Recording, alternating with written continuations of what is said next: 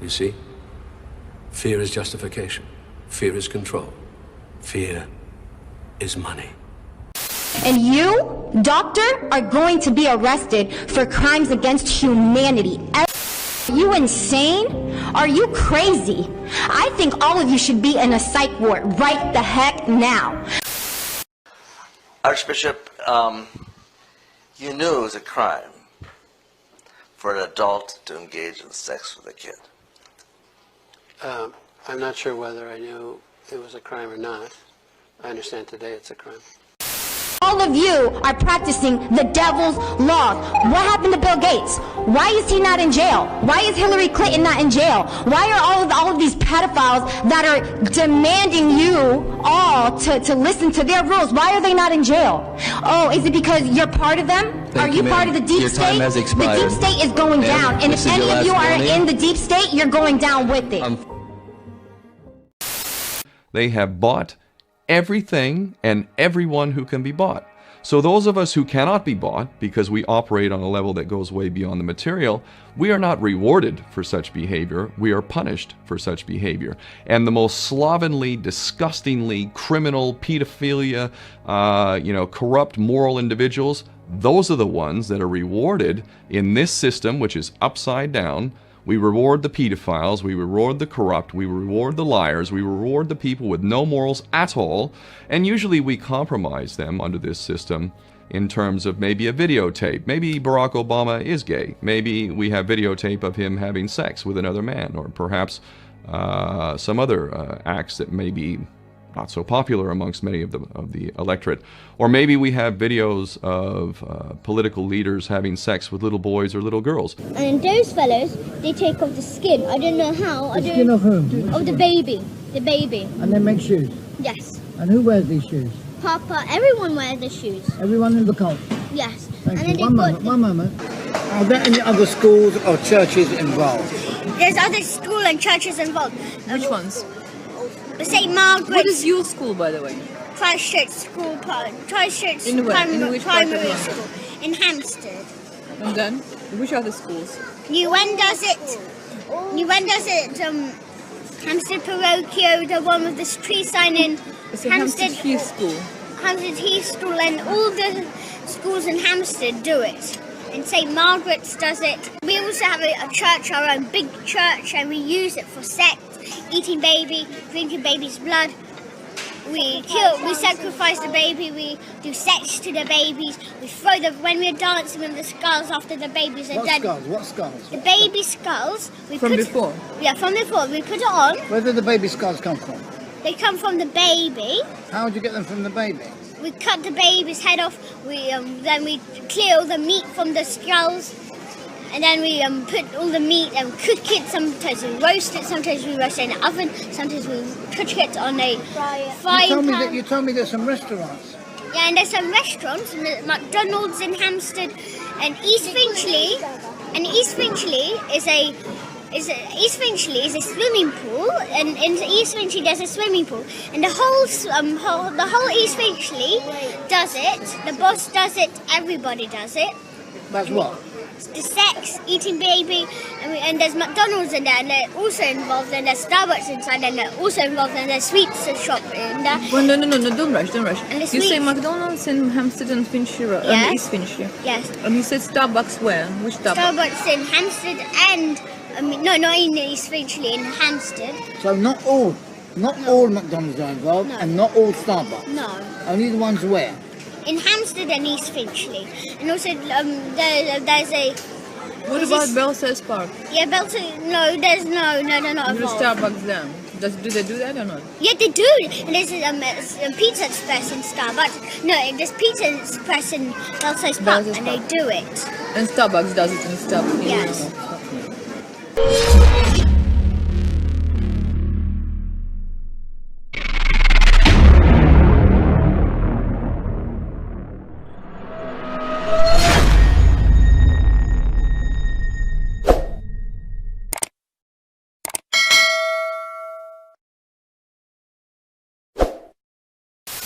Hello, I'm a citizen. And I'm the government.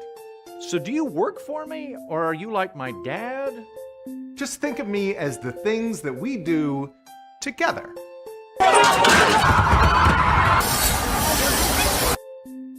Together. Hello, I'm a citizen. And I'm the government. Hey, it's tax season. How much do I owe you guys? Oh, you have to figure that out for yourself.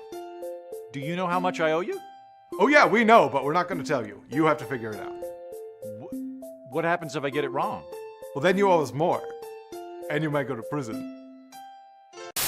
Hello, I'm a citizen. And I'm the government. Hey, you guys outlawed marijuana. Yes, it is worse than cocaine. Can I see some studies to back that up? You know, it's real hard to find scientific studies on that kind of subject. Because you outlawed it? Yes, it is worse than cocaine. Hello, I'm a citizen. And I'm the government. Hey, I'm social distancing, and I wanted to check to see if you'd resolved those testing issues. I'm sorry, I don't know which ones you're talking about. The test that the CDC screwed up? Yeah, you're gonna need to be a bit more specific. How many tests did the CDC screw up? I can't hear you. I can't hear you because of the Blue Angels. Look at that flyover. Oh, that's so cool. You're welcome.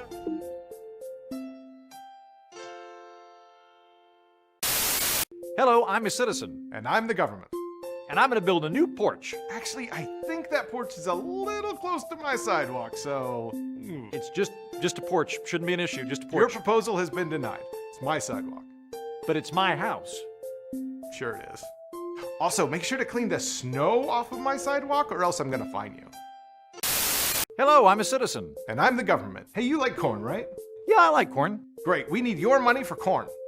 Okay, how much corn do I get?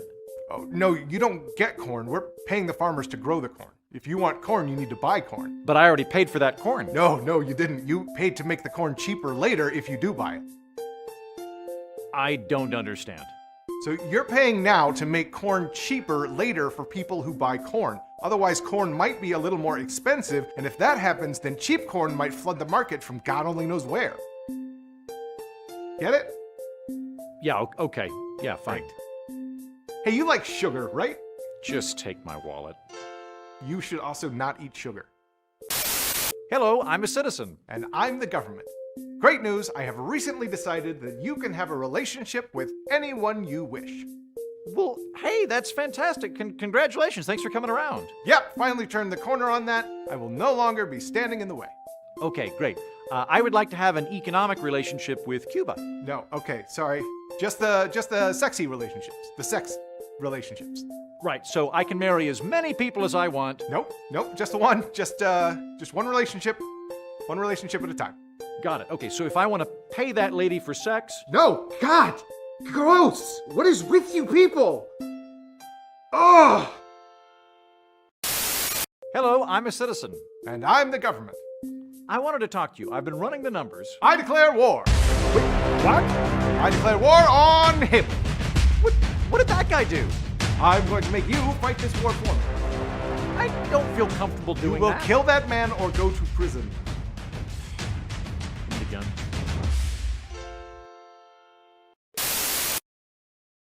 Advertising has us chasing cars and clothes, working jobs we hate, so we can buy shit we don't need. If there was one physical subject, one material subject that we should focus on, in my opinion, it is very clear that the head of the snake is the financial system. We can argue till the end of time about who runs the world.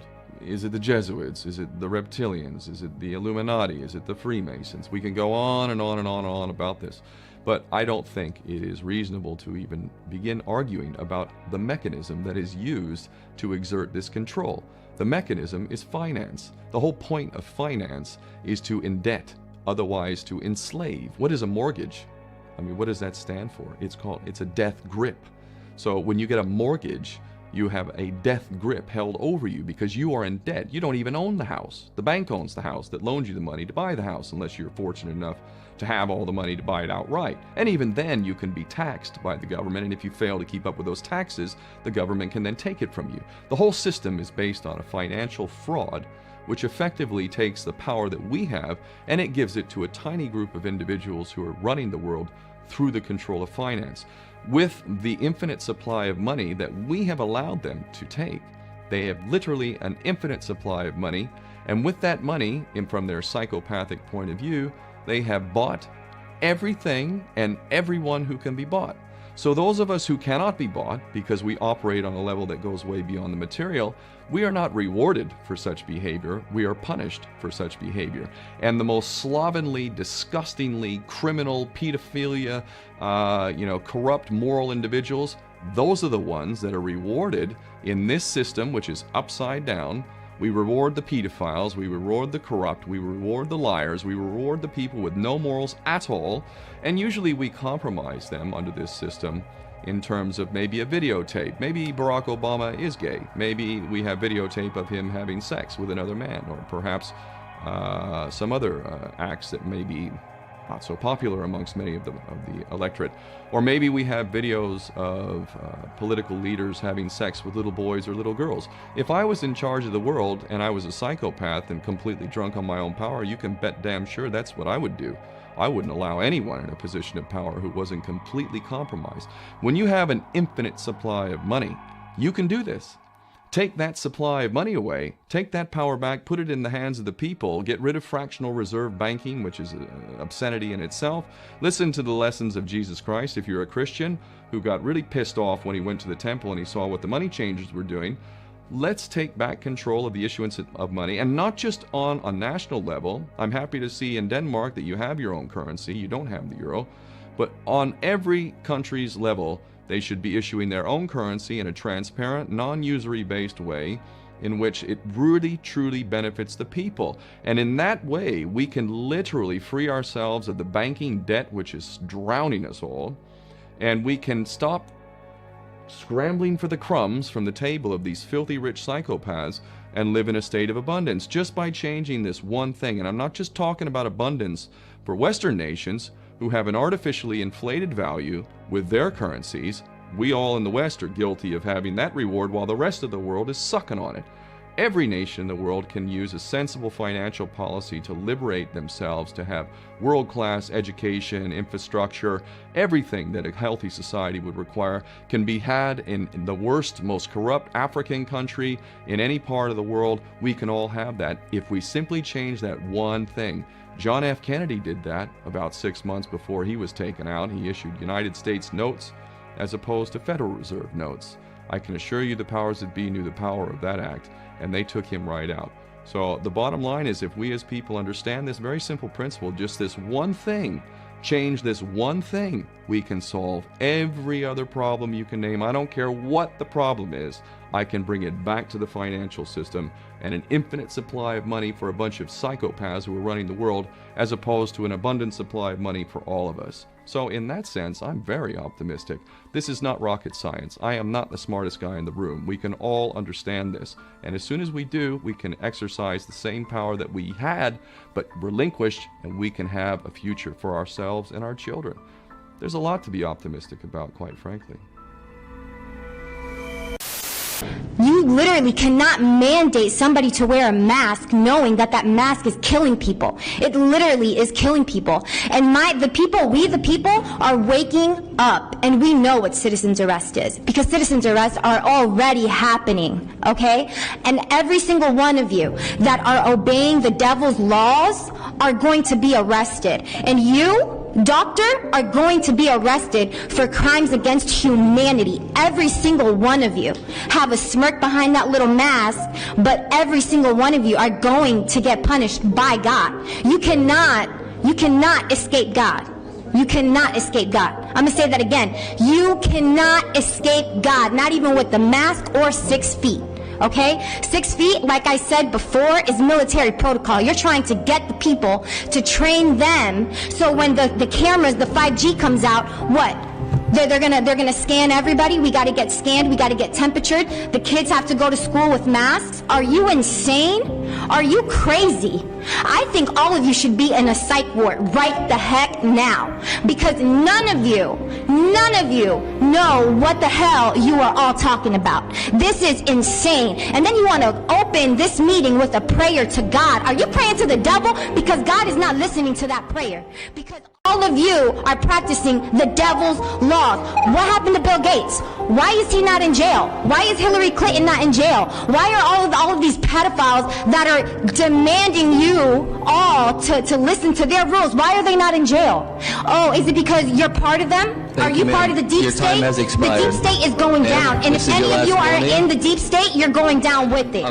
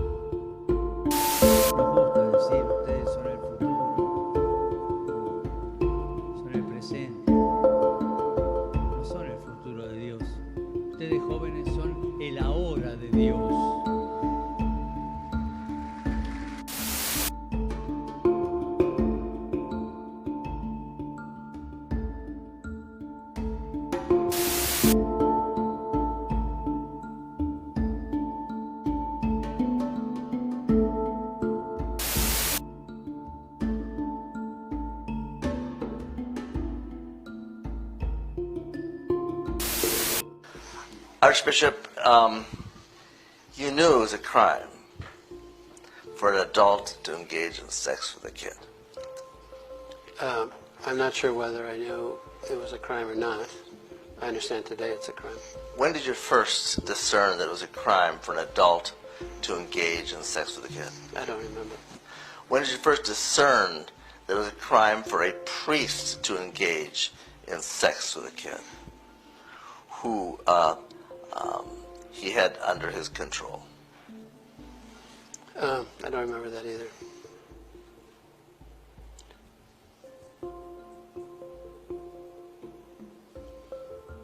Do you have any doubt in your mind that you knew that in the 70s?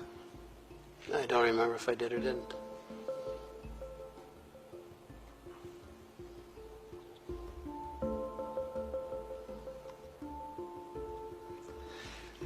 In 1984, you are a bishop in the auxiliary bishop in the Archdiocese of St.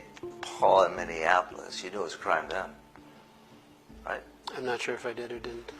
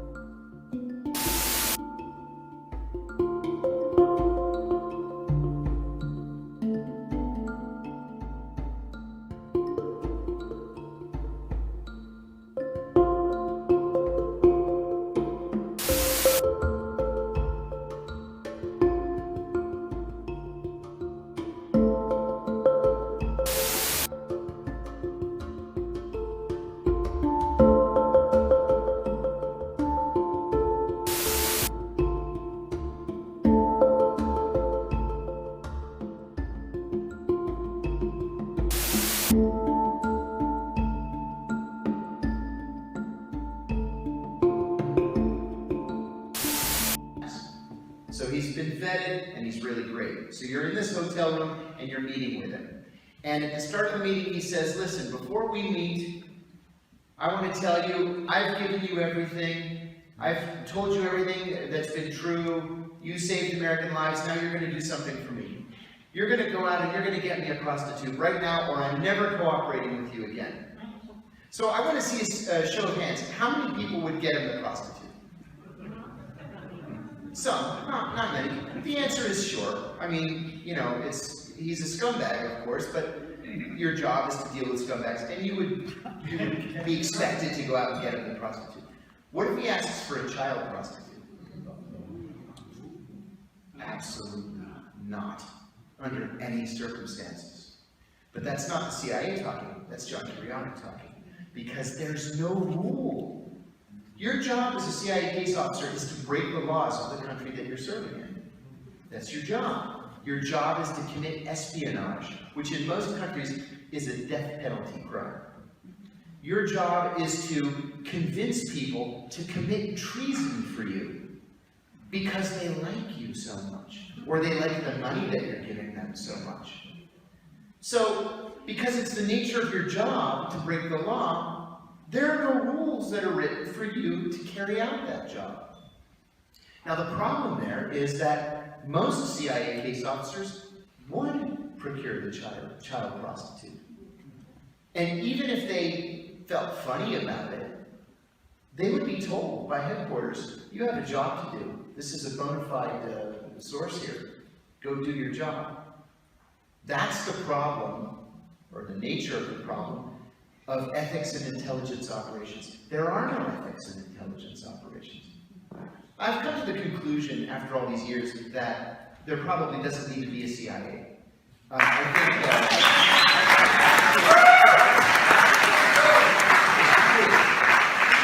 Daniel Patrick Moynihan was right in 1976 when he said that the CIA should be broken up. John Kennedy was right in 1963 when he said the CIA should be broken up.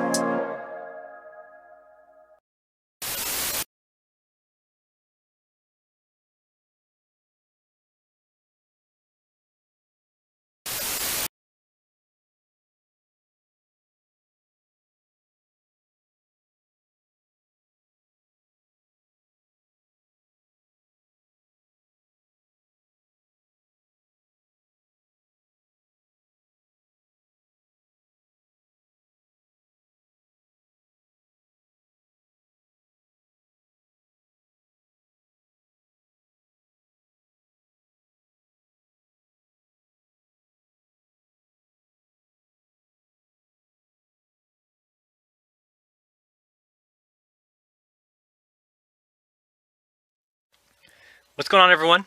It's Chairnism, back again with another video for you today. Although today's video is a little bit different, and so I wanted to start out by issuing a warning, and I mean this in all sincerity. If I were to have a rating scale of content-wise and subject matter-wise, this is an absolute 10, meaning there should be no children watching this video. I mean that in all sincerity, so if there's anybody in your house that you let watch the videos, even if they're 14, 16, 17, this is one I would not let them watch. And if you are yourself queasy or uneasy about hearing things that might be of the sexual nature involving children, that might be of very bloody, and it's just a really gross video, but it needs to get out, it needs to be heard, and so I'm going to tell the story. It's going on in our world, and we need to do everything that we can do to stop it and expose it and let everybody know that it's happening. So just make sure that you understand that I am dead serious, that you need to be a strong-stomached individual to actually watch this video. So now, folks, let's get into the Hampstead case and the whistleblower kids.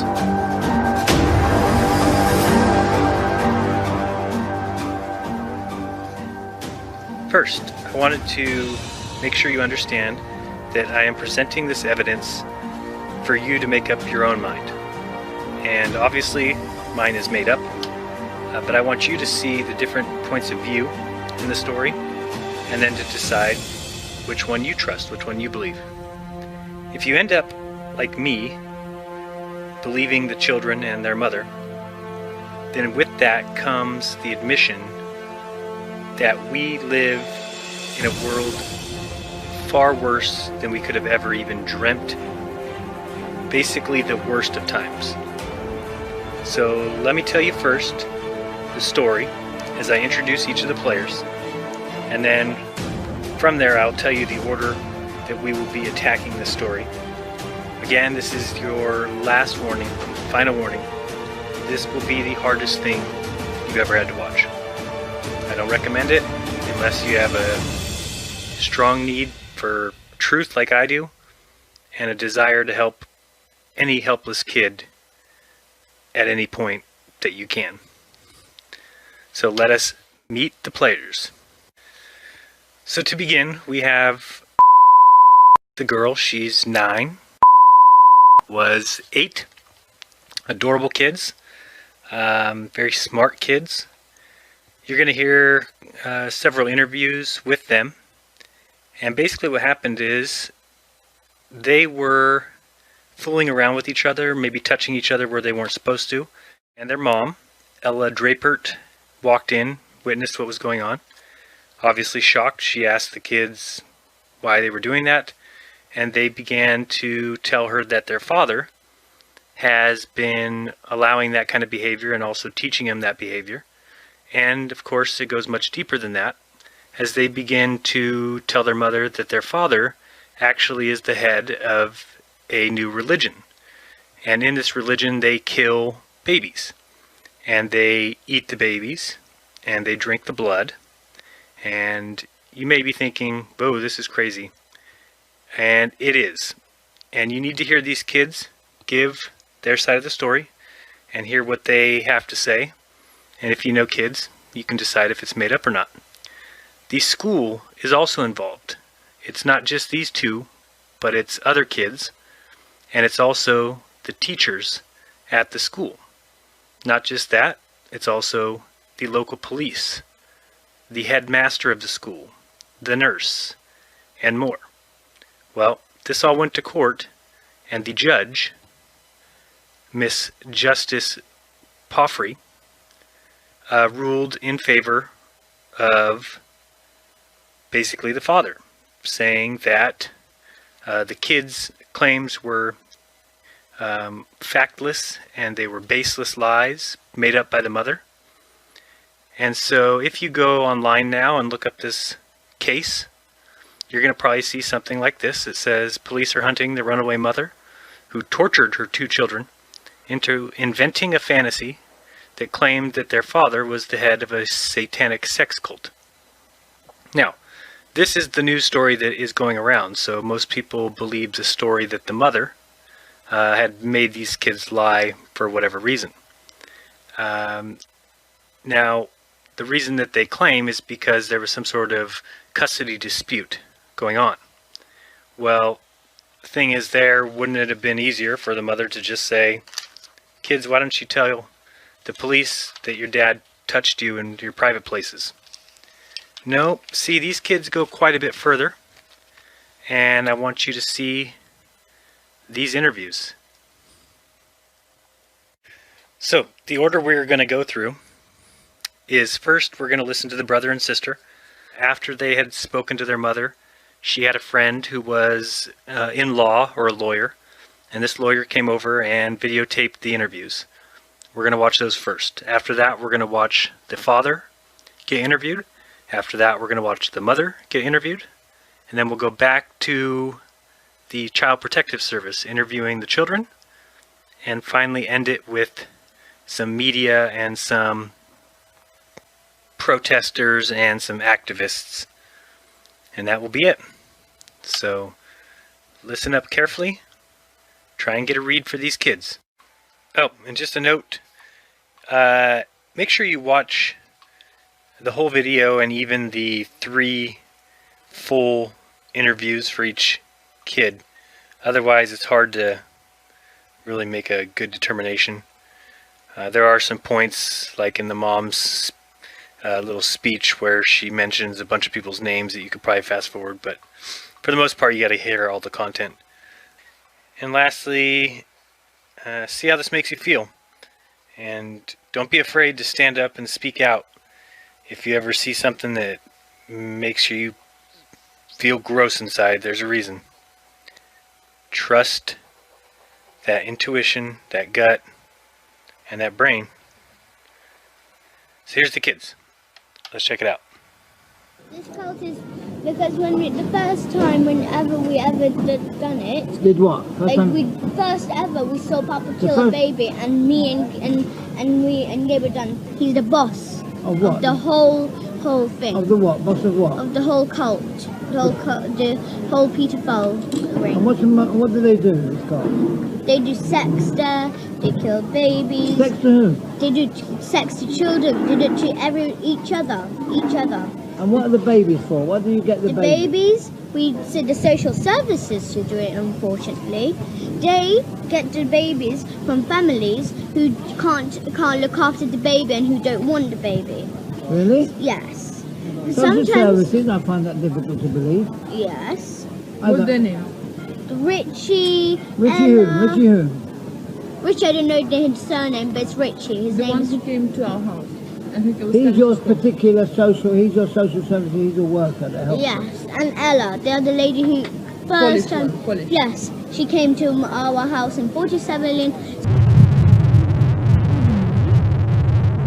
Okay, 1 second. And in the social services, they get babies from other families. So if the family can't afford a baby, so if they got a baby but they can't look after it or anything like that, so if they get a baby, they want a baby. Who do they give the baby to? Do they sell the baby or just give them? They don't just give them, they sell it because they can't really, they sometimes give, but they don't just give it like borrow, like for like a rent. They give it away because sometimes families are poor. So like in Tanja, there are people who had children and they were really poor. They couldn't afford food for them. So if the families doesn't have money and they get a baby, they sometimes sell it. They eat it, do sex. How do they eat the baby? Alive? Is the baby alive? No, they inject it to make it go to sleep. And then after, Papa tells us to hold the knife, and then he puts his big hand on. He pushes it into the neck, cuts it, and after, but when it's upside down, so it's like he goes like that. How do the babies become upside down? So you get a string, hang it up, and it's upside down when it's asleep. Hang the baby upside down after they inject it? Yes. Miss Marden, the nurse, she Miss Marden? Who is Miss Marden? Miss Marden is a nurse of our school. She does the injecting. She pretends to be kind to my mom and tries to say be kind. And then after she injects. She's a nurse, so she pretends to be kind to mom. And so if I hurt myself, she pretends to be really kind to us and look after us and give us ice cream. She's a member of this cult? Yes, she's the one. And what do they all have? You say they all have a special something that they wear and stuff? Yes, they wear this special kind of shoes. They make what shoes? What special kind of shoes? Baby skin shoes.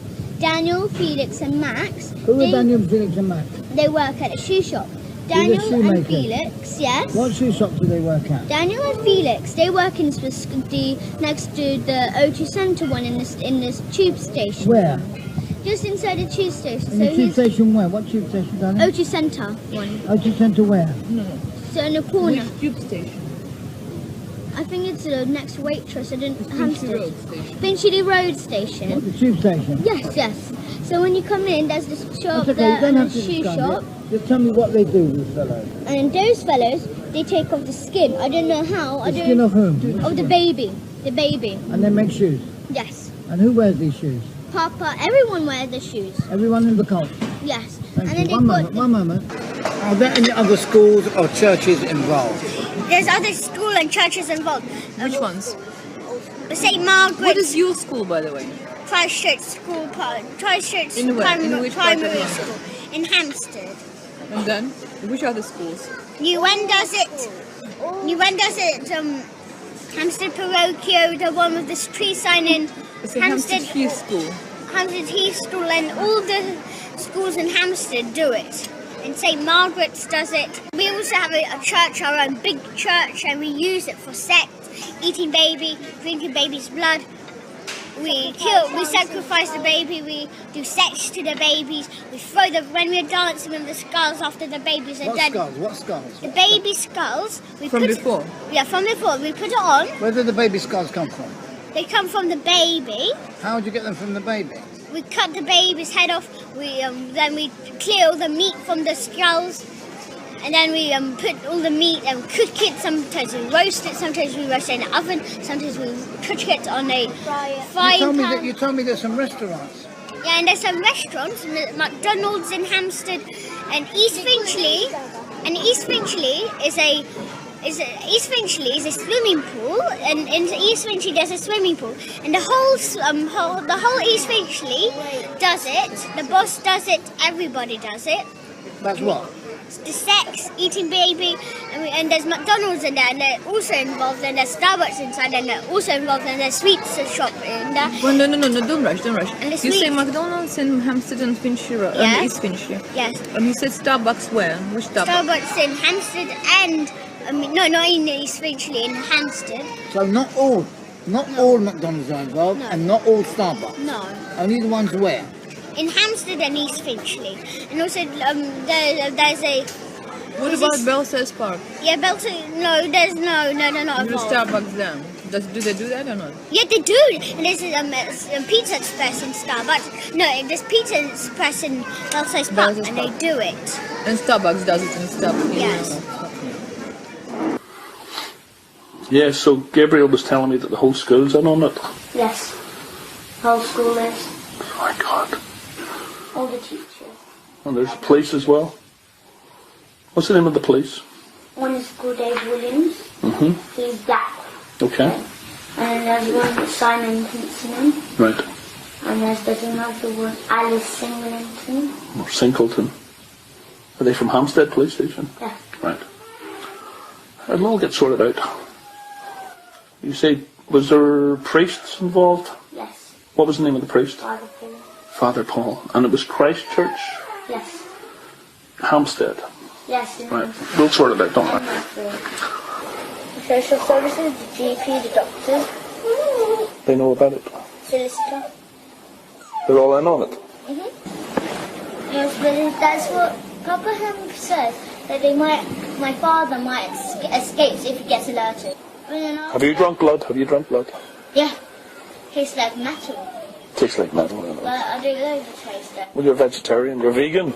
It's weird taste. Weird taste. They made you eat flesh as well. Baby's flesh. Was it baby's flesh? Yes, baby flesh and meat and normal animal flesh like chicken and beef. Right. Why do they cut the heads off the babies? They hang it upside down. Right. And after there's this big white bowl under. Hmm. And after they cut the head off so it falls on the floor. Right. They leave it on, they cut off the head. Yeah. But then after it's still on, it's just hanging on. Right. And then the blood drips in. And if there's blood spilled on the floor or anything, like blood splattered anywhere, they got mops. They do everything. But they don't like to leave a mess. They would like to leave the mess, but they know that just in case, if maybe one of the children will tell a police or something. And what else are you going to stop? And stop killing babies. And stop killing babies, and we're going to face our fear and face our urge. You're going to face your fear. Because fear is what? Fear is the mind killer. And you're going to help us to catch. Who are you going to help us to catch? All the people. Papa, Mr. Collins, the school. All the policemen. What happens in the church? And we do baby sacrifice and eat the baby. What do you mean sacrifice and eat the baby?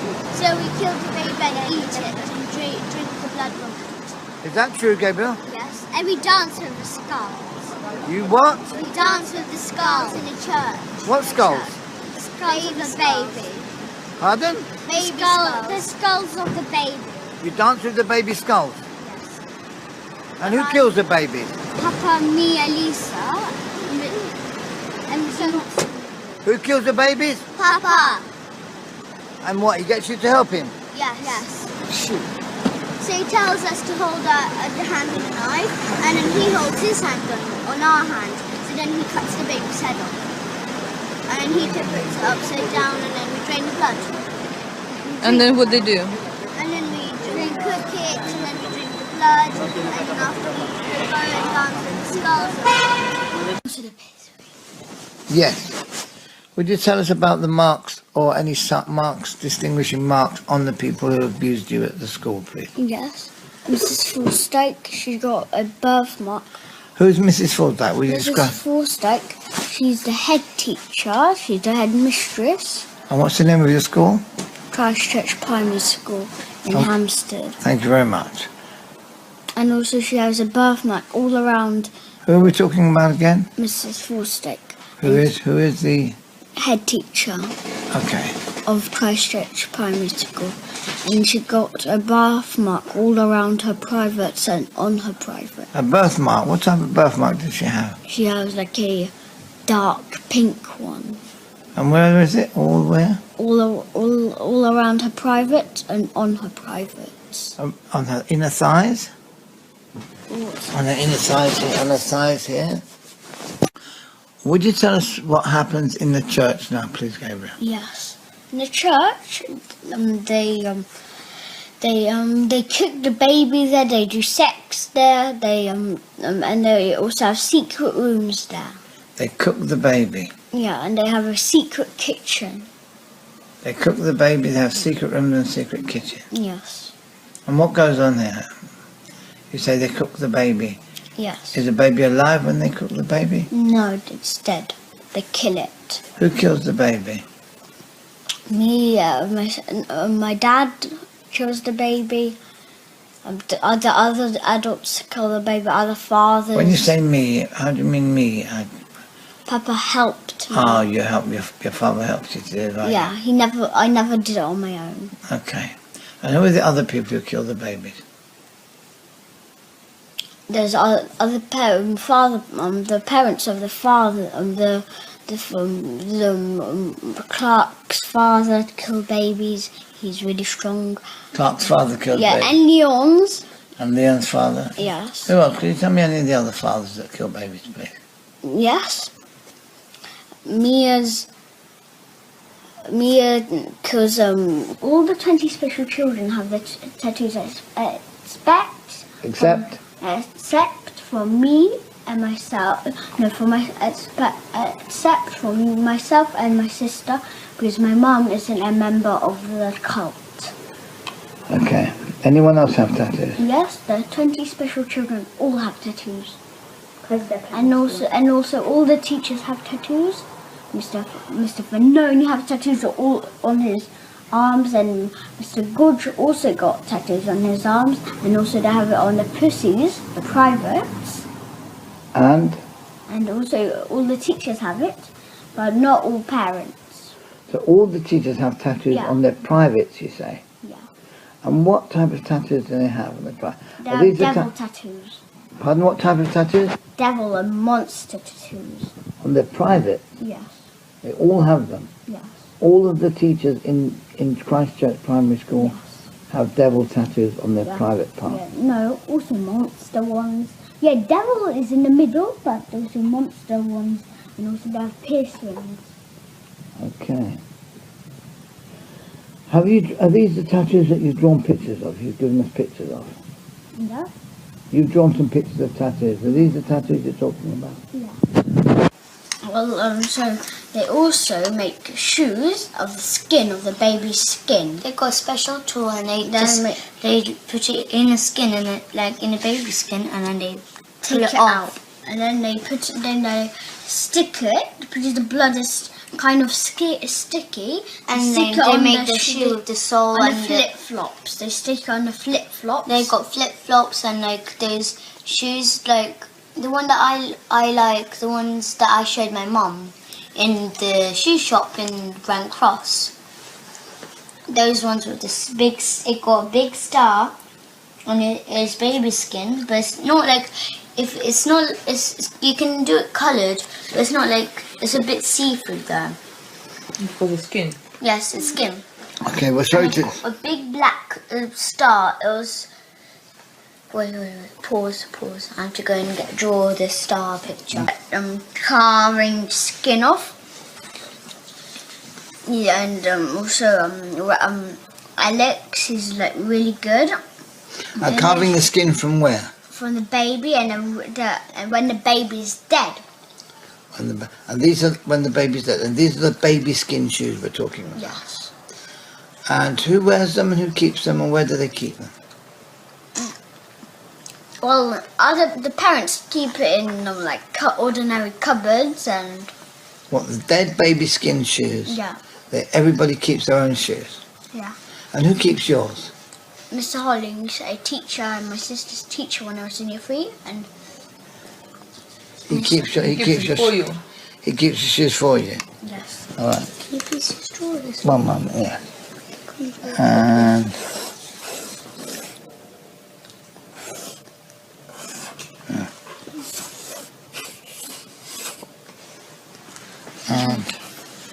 there's a star on the shoes, you said.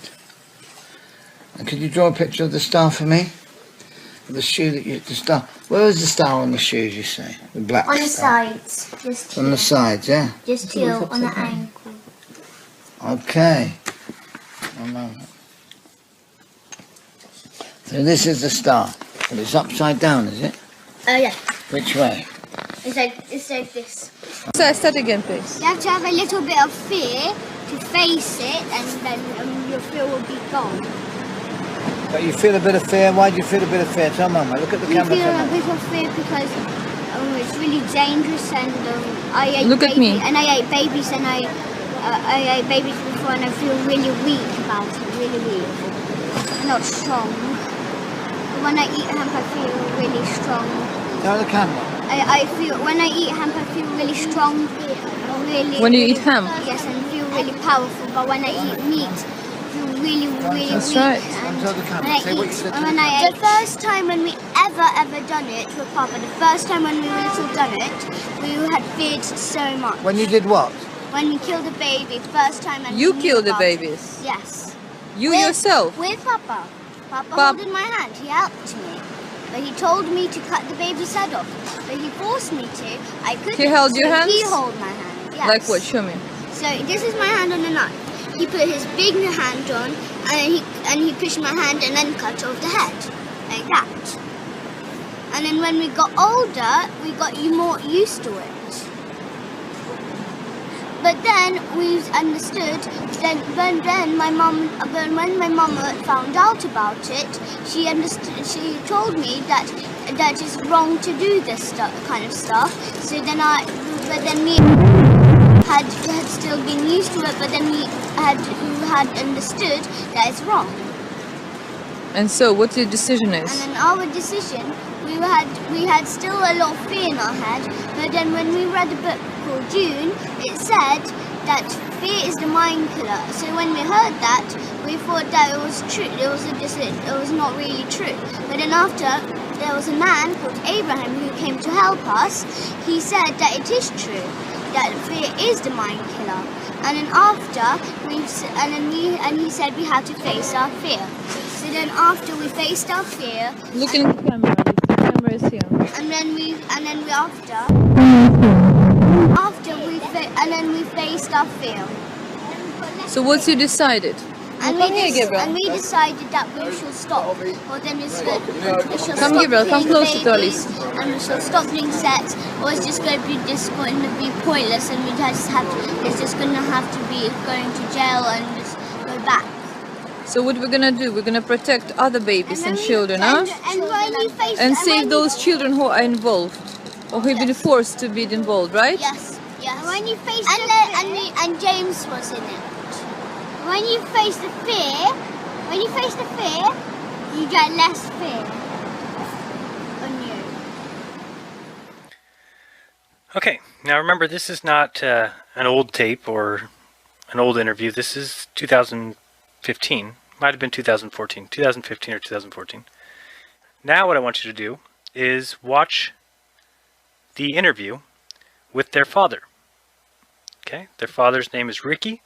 He is a Hollywood actor. Go ahead and watch his interview here. And this was after they had decided, the judge had decided, that the kids were lying and that the story was baseless. Let's go ahead and watch what kind of man is their father. Has spoken exclusively to us about his ordeal. His 2 children, aged 8 and 9, were forced to invent the allegations by their mother and her new boyfriend. Videos of the children making the false claims were put online and have been viewed millions of times. The allegations of abuse emerged during a long-running family court case in which Ricky, the father, was trying to arrange contact with his children.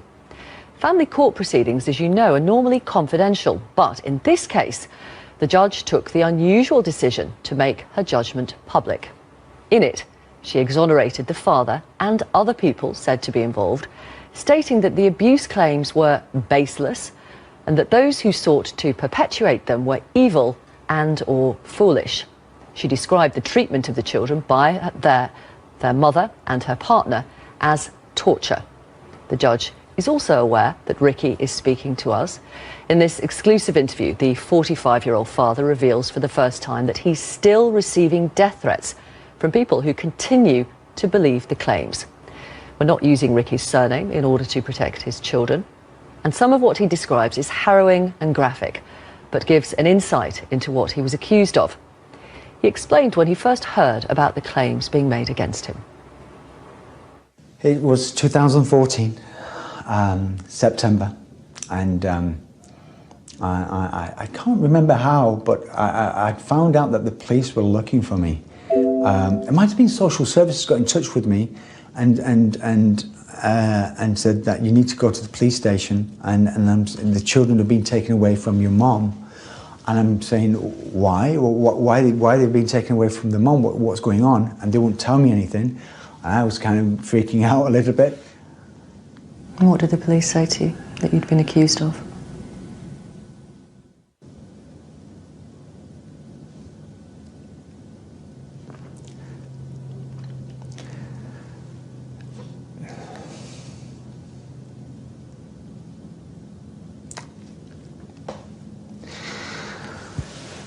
They said, I'm okay with what they said. It's more that it had come from my children. They'd said that I'm the leader of a satanic sex cult paedophile ring, and there's 100+ involvement in this, including Cathcast, the police, social services, the school, and I'm the leader of this. And I mean, I'm sat across, and they're recording this, and I'm sat across from the table from the police officer asking the questions, and I don't know how to answer that to... Well, what was your reaction? I mean, did well, you... It's difficult to have a reaction because I was kind of okay because it's just ludicrous. Yes. It was the fact that my children had said this. Mm. And what else had they apparently told the police that you'd done? They said that my children, my 2 children, 8 and 9,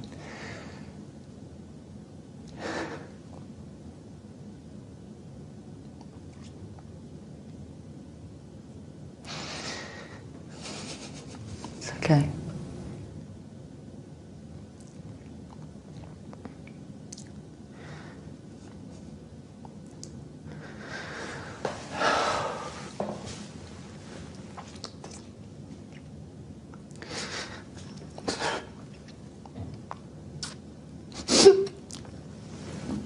Hey, it's okay.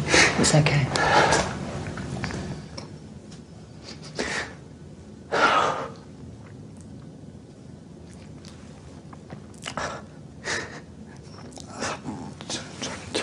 They said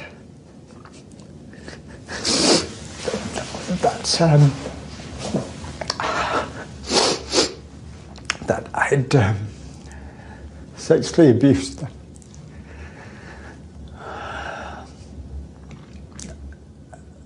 And I was selling them to people.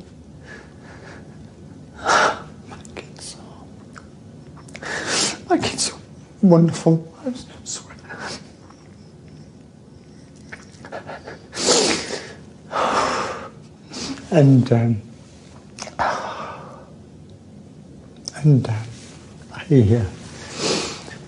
I've been selling them in this satanic cult thing, not just, they said by myself, but by, they named 60, 70, 80 people.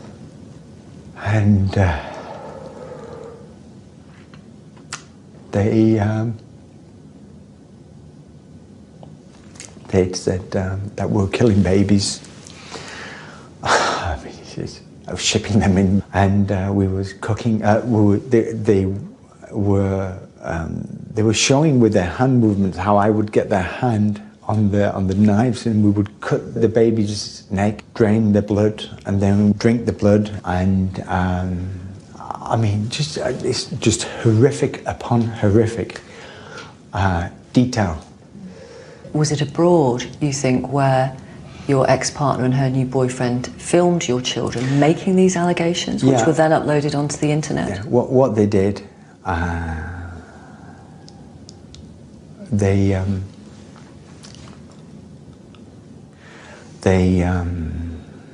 beat my kids. They called licks. In this, you get a spoon and you hit the kid. I said a kid. It was in this instance, it was my two children. And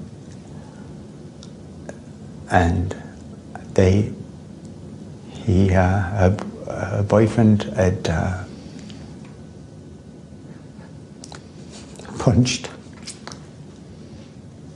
my son in the ear, and they were told to recount these allegations of what I'd done, or supposed to have done, as well as all these other people. And when they wouldn't, they said, "No, Papa, he didn't do this." And they said, "Yes, he did, you stupid little to my daughter." And it's sick. Those clips of your children making those allegations, some people watching us now will have clicked on them. I don't very much so. One video in the first 10 days, nearly 300,000 views. One video. There's now hundreds of them all over. According to the judge involved in this case, they may have been viewed about 4 million times around the world. Yeah. As a result of the spread of these clips on the internet, people sharing them, what sort of abuse did you receive? Death threats. Today, yesterday, still comments on pedo, whatever. I understand. I get it. I want to talk about the recent judgment that was made in your case in the family courts, and the judge very unusually decided to make her judgment public. Yes. Mrs. Justice Porfley said in her judgment, "I'm able to state with complete conviction that none of the allegations are true. The claims are baseless. Those who've sought to perpetuate them are evil and/or foolish." But there was nothing inside me going, "Oh, great, yes, great, thank God I'm not going to be done." None of that. Nothing. It was not empty, but it couldn't be anything else. Mm. It couldn't be anything else. And my thought was, okay, excuse me, my next thought was, okay, let's, Ricky, you've got to go and start to take things forward, getting to see your children more, and basically to eventually be the carer of my children. The judge said that your children had been forced to concoct accounts of horrific events by their mother and her partner, and that their stories came about as a result, the judge said, of relentless emotional and psychological pressure and significant physical abuse. And that included hitting, punching, pinching, pushing, and pouring water on them as they were kneeling down, half-dressed. And she used the word torture. She did. Can you imagine what your children have been through?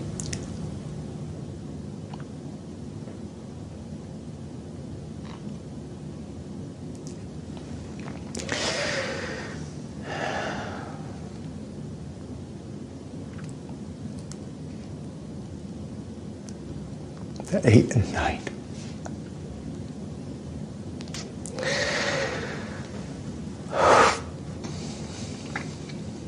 These guys are, to me, superheroes, these kids. I tell them, when I see them, we're talking about their heads mixed up, messed up.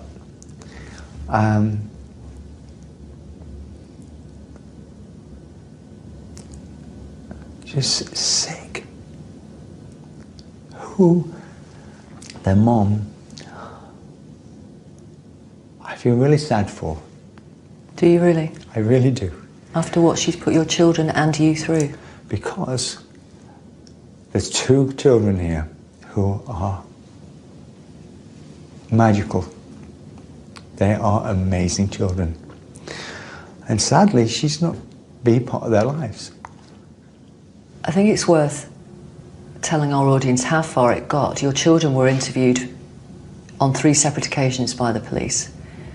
On the first and second occasion, they made the allegations about you. Yes. Abusing them, sexually abusing Yes. them, being the leader of this satanic cult.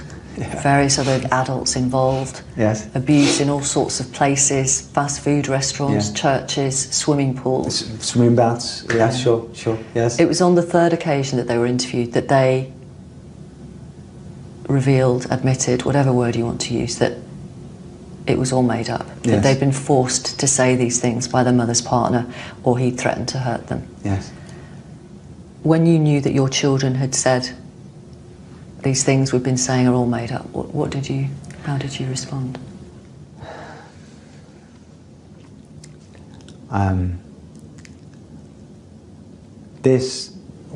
I felt pleased about, as these are my kids.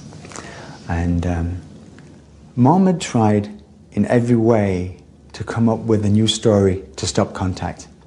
And be it I was violent to her, and I got domestic, like I've apparently got a background of domestic violence. I don't. They're online forever. They are. And the judge said it may mean serious humiliation in the years ahead, maybe for the rest of their lives.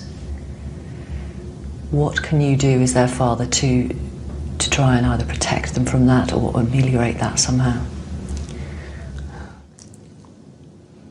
They're going to have some help, a lot of help, and to be in a good environment, positive living, and one word is to be able to give them a certain understanding of sadly at a younger age than we should need to have to, of what this world can be like. Why has their mother done this? Why? That is the huge question here. It is. They will ask why. They will ask why, and that's going to be a very tough question to answer. To not 2 young children, but 2 young children about their mom. It's about one parent stopping contact. That's all this is. It's unprecedented. I don't get it.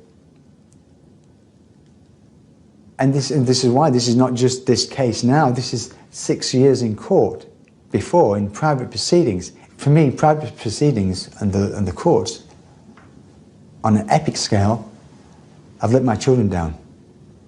They've assisted, in a way. The judge talked about the long-term impact on your children in her judgment, which was made public. And she suggested that the emotional and psychological harm of what was done to your children by their mother, by her mother's boyfriend, is impossible to estimate. She went on, the impact of the internet campaign is likely to have the most devastating consequences for your 2 children. What might be the long-term impact on them, do you believe? We don't know the answer to this, so speculation, whatever.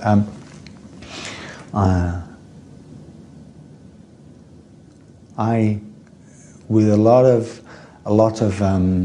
patience, I really, maybe I'm naive, but I think with a lot of patience, a lot of love, I'm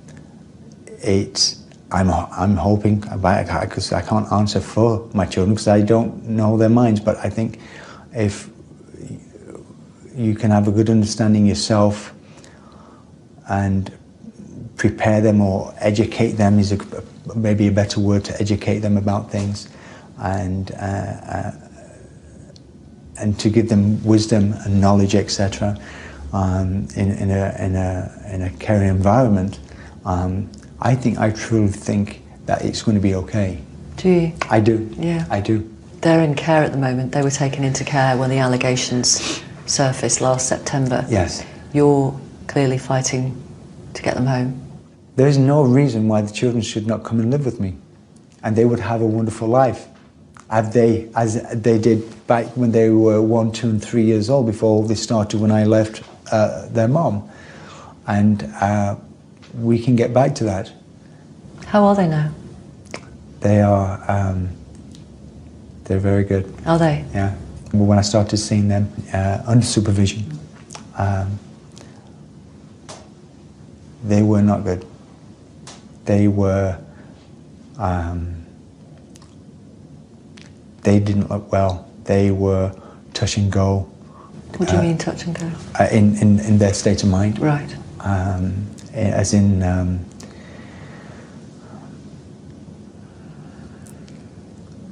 Their behaviour. They were just very difficult with each other, but with patience with me, and I put them right, and give them a lot of love. But from the transition from then to now, they are 2 different children. These are they're smiling, they're bright,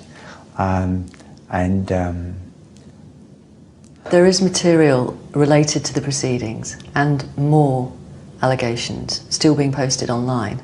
Yes. Does that still affect you?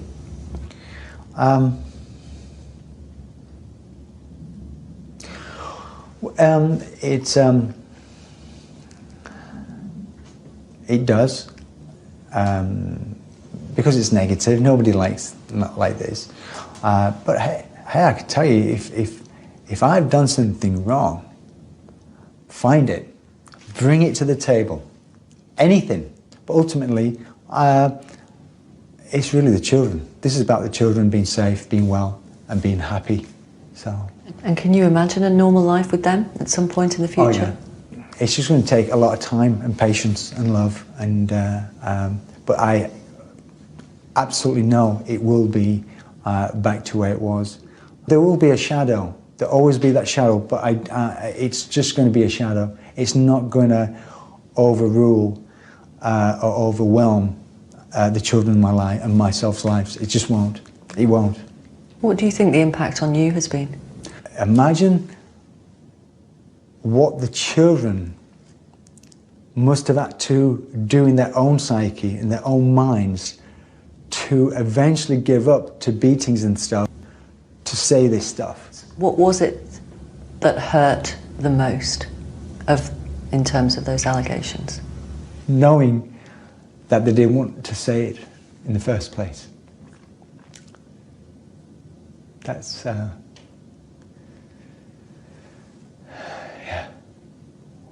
How are you now?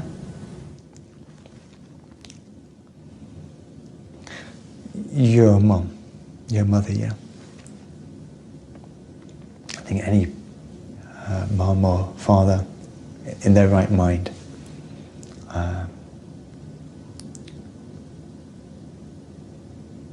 want to protect and love. I mean, what a great job. Yes, it's hard. It's a gift. So about how I feel he's getting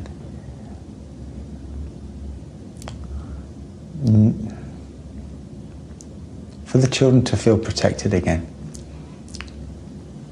It's your priority. Yeah. To feel safe, to be normal. Yeah.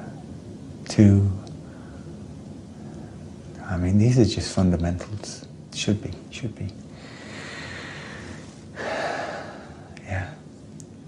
Why do you want to talk about this to us? That the children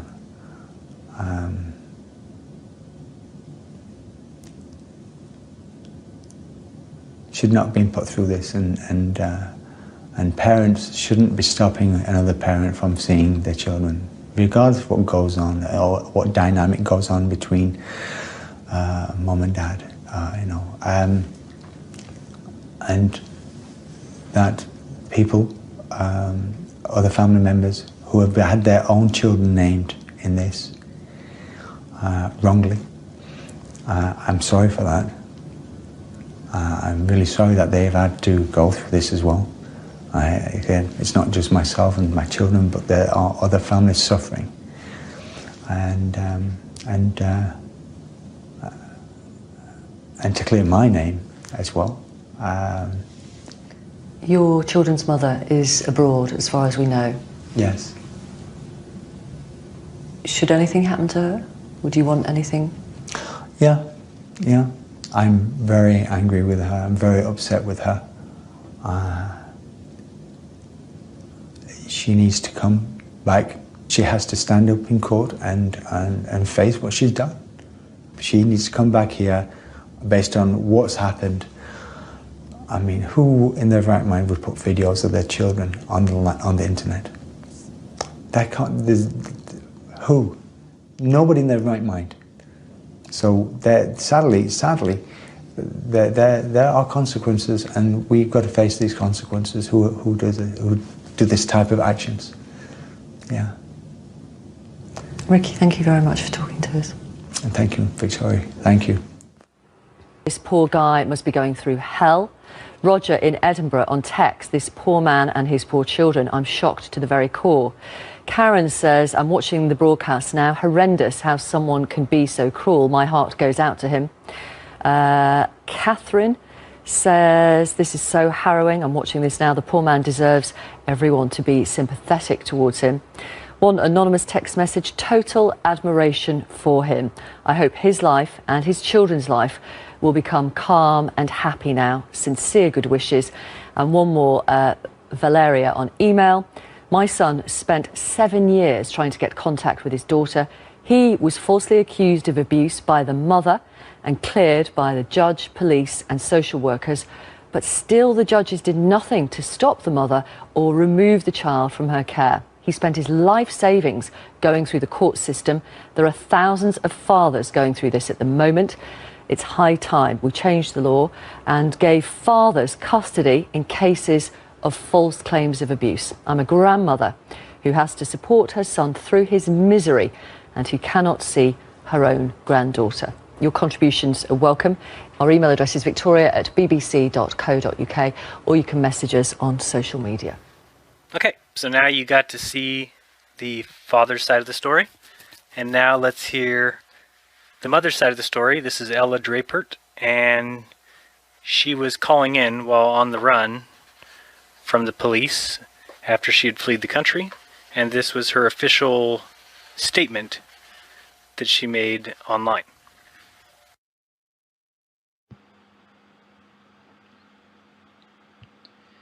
Witness statement by Ella Draper from 21st of March 2015. I, Ella Draper, Act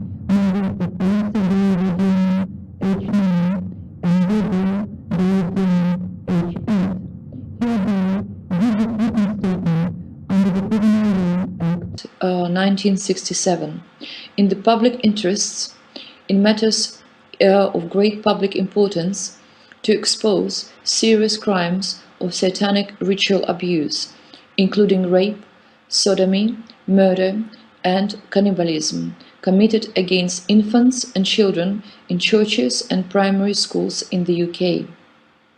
I'm a graduate in MA History of Art at Moscow State University. I have an older son from a previous marriage, James, who has a good relationship with his dad, Abraham, my younger children, and myself.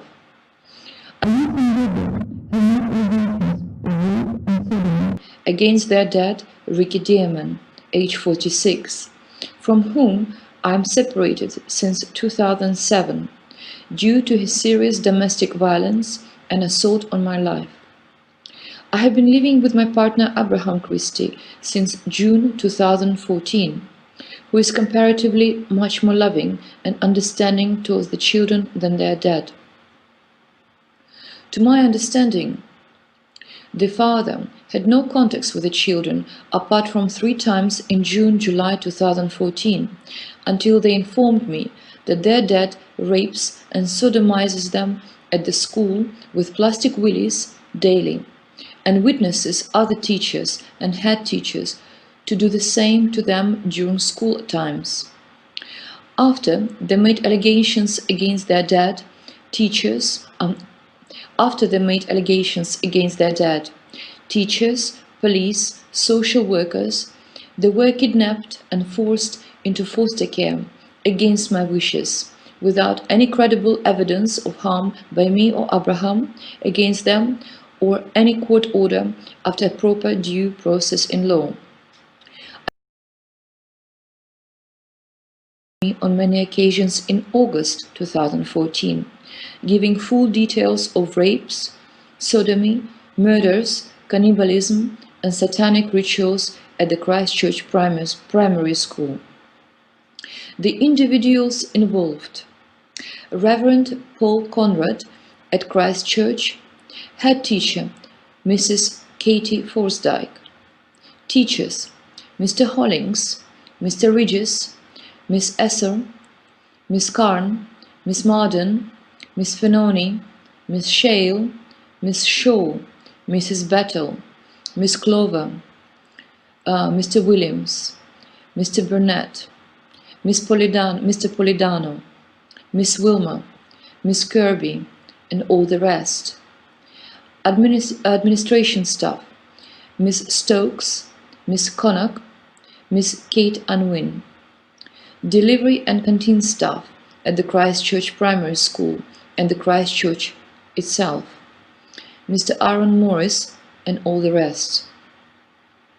Teachers who left the school to other schools to spread the cult but still come to the Satanist parties includes Miss Rees, Miss Surgeon, moved to Brighton, Miss Clay, works for New French School in London, Miss May, moved to St. Margaret, Miss Koch, moved to Hampstead Parochial as a teacher assistant, Miss Ashton, children claim that she lives in the tall building next to the school, floor before the top one. Teachers from other schools: Mr. Hint from Hampstead Parochial, Mr. Phonics from New End School, Mr. Fritz, Mrs. Fritz had from Fijian's Primary School. 20 special families and their children include Mr. Halaka and Mrs. Tweed, their daughter Sophie, Mr. Cowell, Jackie Warren, and their daughter Millie Cowell, and 2 siblings, Nicole Geretta, Brett Fairhead, their son Max Fairhead, Sam Gunasekera, Andrew Harrison, their daughter Calypso Harrison, Takanefanutsu, Stephen Barbaglia, their son Kai Barbaglia, Maria Sona, and the children Daniel and Raphael Yilmaz, Rebecca Denton and Adrian Wainbrecht, their son Remy Wainbrecht. Nadia and Gideon Lieberman, their sons Remy and Spike Lieberman. Josie Kirby, Elliot Ireland, children Amina, Leon, Max Ireland. Vanessa Fitzpatrick and George Fitzpatrick, their son Clark and sister Lindsay Fitzpatrick. Duke and Lydia Noronha, their son Courtney Noronha. Karen and David Harris, their daughter Katie Harris. Nimet Goldman, Artyom Lamanov, their son Luka Lamanov. Yapa Saji Chamara and their son Ryan Chamara. Galina and Mark Upson, their son James Upson. Sunita and Tom Baines, their son Sebastian Baines. Fiona and James Singleton, their daughter Annie Singleton. Sophie and Alan Palling, their daughter Eliza Palling. Jill and Michael Waring, their son Ethan Waring. Kelly and Justin Darby, their daughter Eloise Darby, and the younger daughter Lily. Ella Louise now moved to Fitzjohn's Primary School. Bianca and Boria Wessel, their daughter Emily Wessel. Michaela and Daniel Jenkinson Chamberlain, their daughter Augusta Jenkinson Chamberlain. Aaron and Sagit Gavish, their daughter Mia Gavish.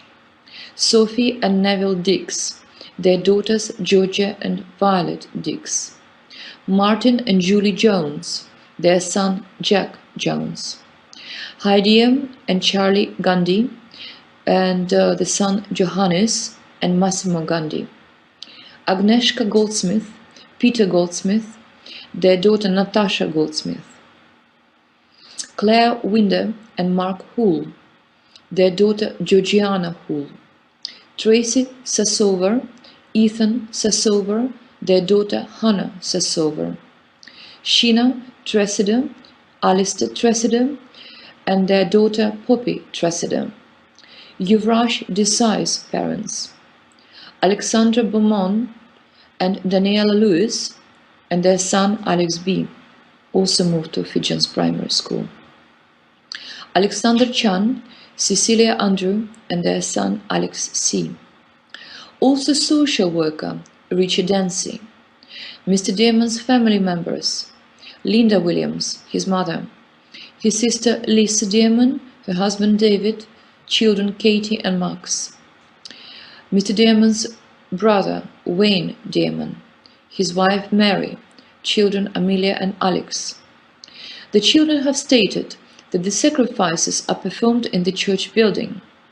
I believe the children, when they describe how infants are frequently delivered to school, they are raped, tortured, injected in the neck, and their necks are cut with a sharp knife held by them, with their dad's hands over the top. I believe my children when they say that the infant's neck is cut and the infant body is turned upside down to collect the blood into a bowl. The blood is poured into a silver goblet and drunk by their dad, then passed to them. They're vegans, by the way, and then passed to the rest of the children and staff. The infants are being disemboweled. The infant's body is then cooked in the cooker and eaten by the children of 20 special families, Mr. Damon, teachers, parents, for lunch. The children describe how their dad sometimes eats infants twice a day. From the names and details provided, I have no doubts that both my children are telling the truth about the rapes, sodomy, murders, and cannibalism at the Christ Church in Hampstead Square, London, NW3 1AB, at Christ Church Primary School, and at least 7 other primary schools nearby. I also believe that my children have suffered nightmares, physical, psychological, and mental torture by many public servants involved in the trafficking of infants into the UK for human sacrifice and organ harvesting. I believe my children are telling the truth when they describe that their father is the leader of a satanic cult which traffics infants from all over the world.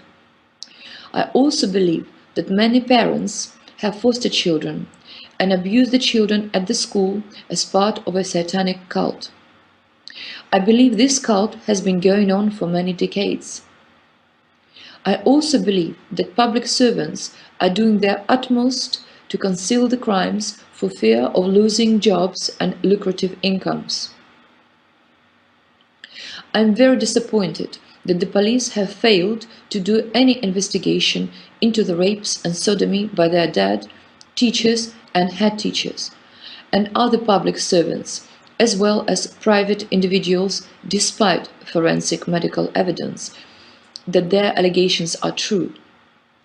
I believe that Abraham had conducted excellent interviews with the children to encourage them to talk about their painful experiences, so as to put a stop to these crimes against infants and children by public officials and other individuals when compared to the police interviews.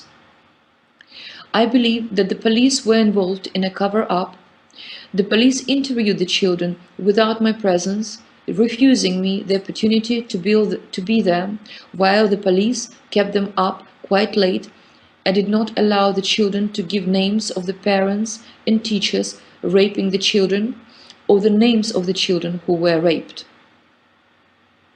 I wish to rely on the video interviews of the children by Abraham, which were confirmed in the police interviews on 5th and 11th September 2014.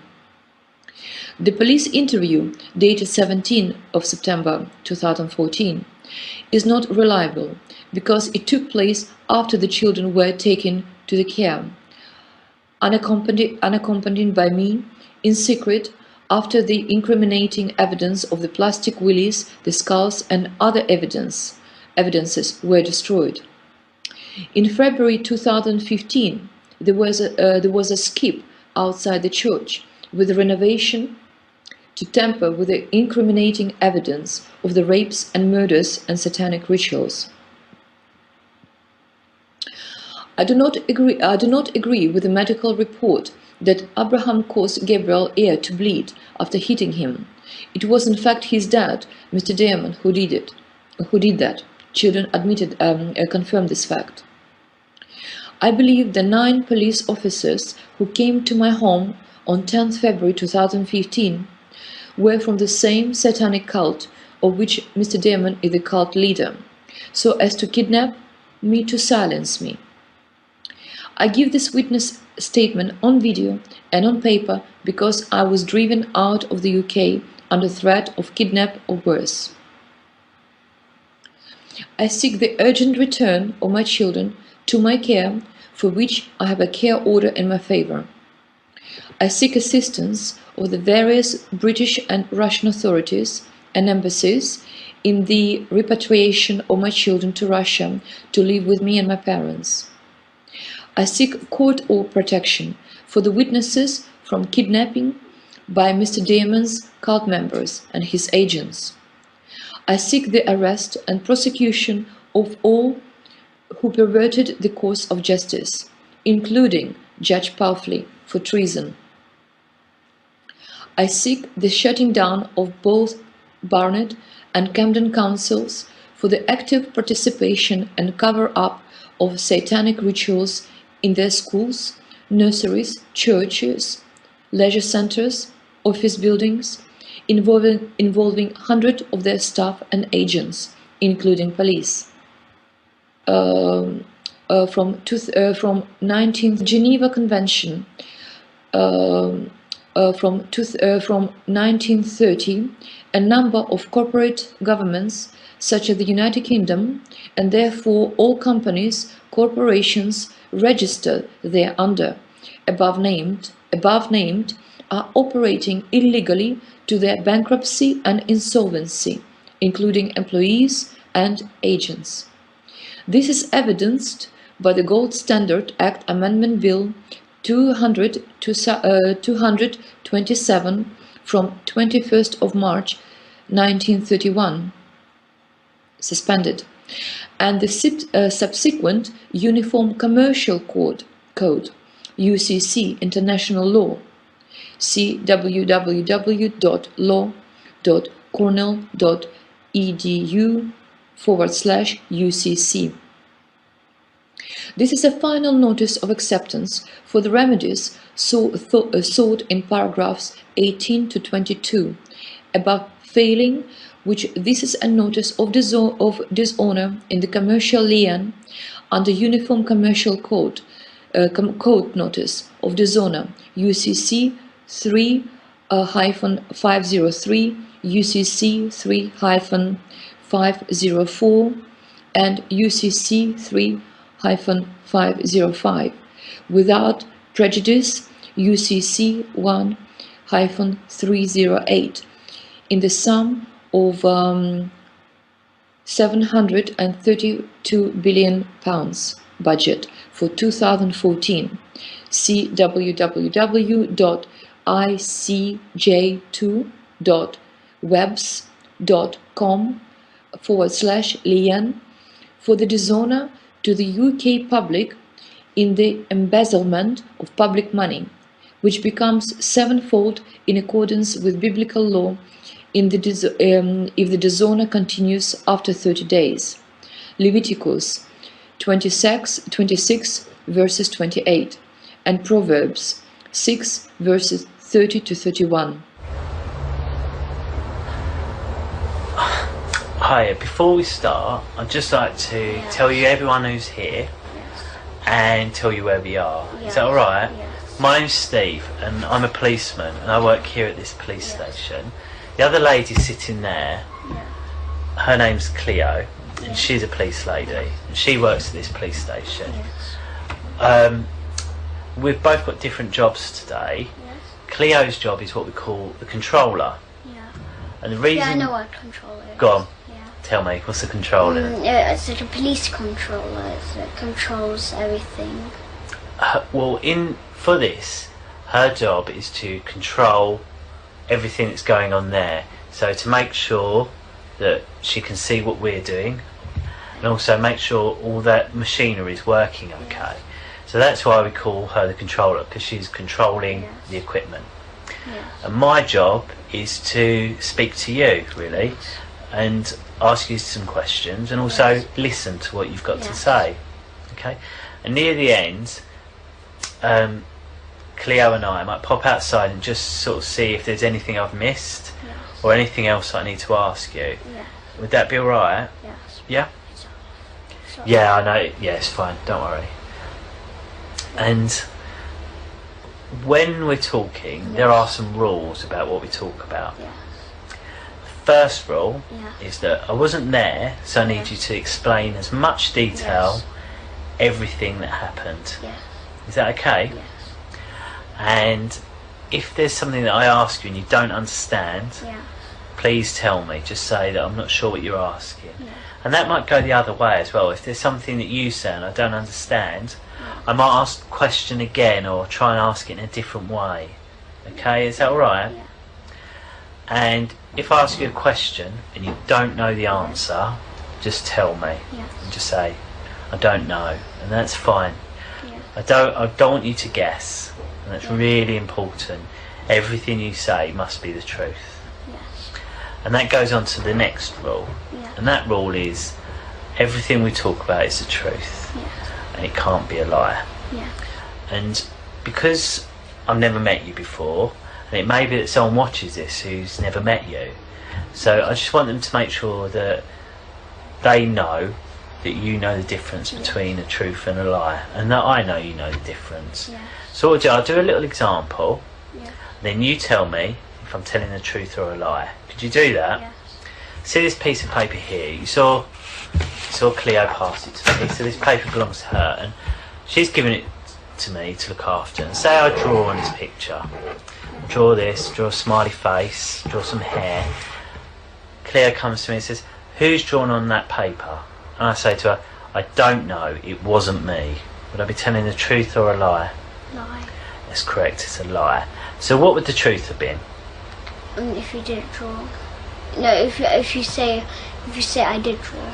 That's correct, yes. And why do sometimes people lie?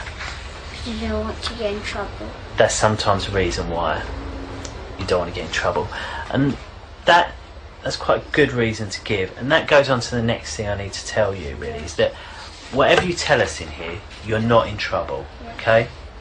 So, as long as you tell us the truth, then there won't be any problems, okay? And if you use any rude or swear words, that's okay as well, because we need you to tell us everything that you can remember. And if that means you need to say those words, it's okay. Alright? And this paper, although it does belong to Cleo, it's for you to use. And that's because if something's easier to draw, then you can do that. You don't have to ask, you just go ahead and draw or write. Something's easier to write. Okay? We're obviously here to I haven't asked you your name, have I, and what your date of birth is?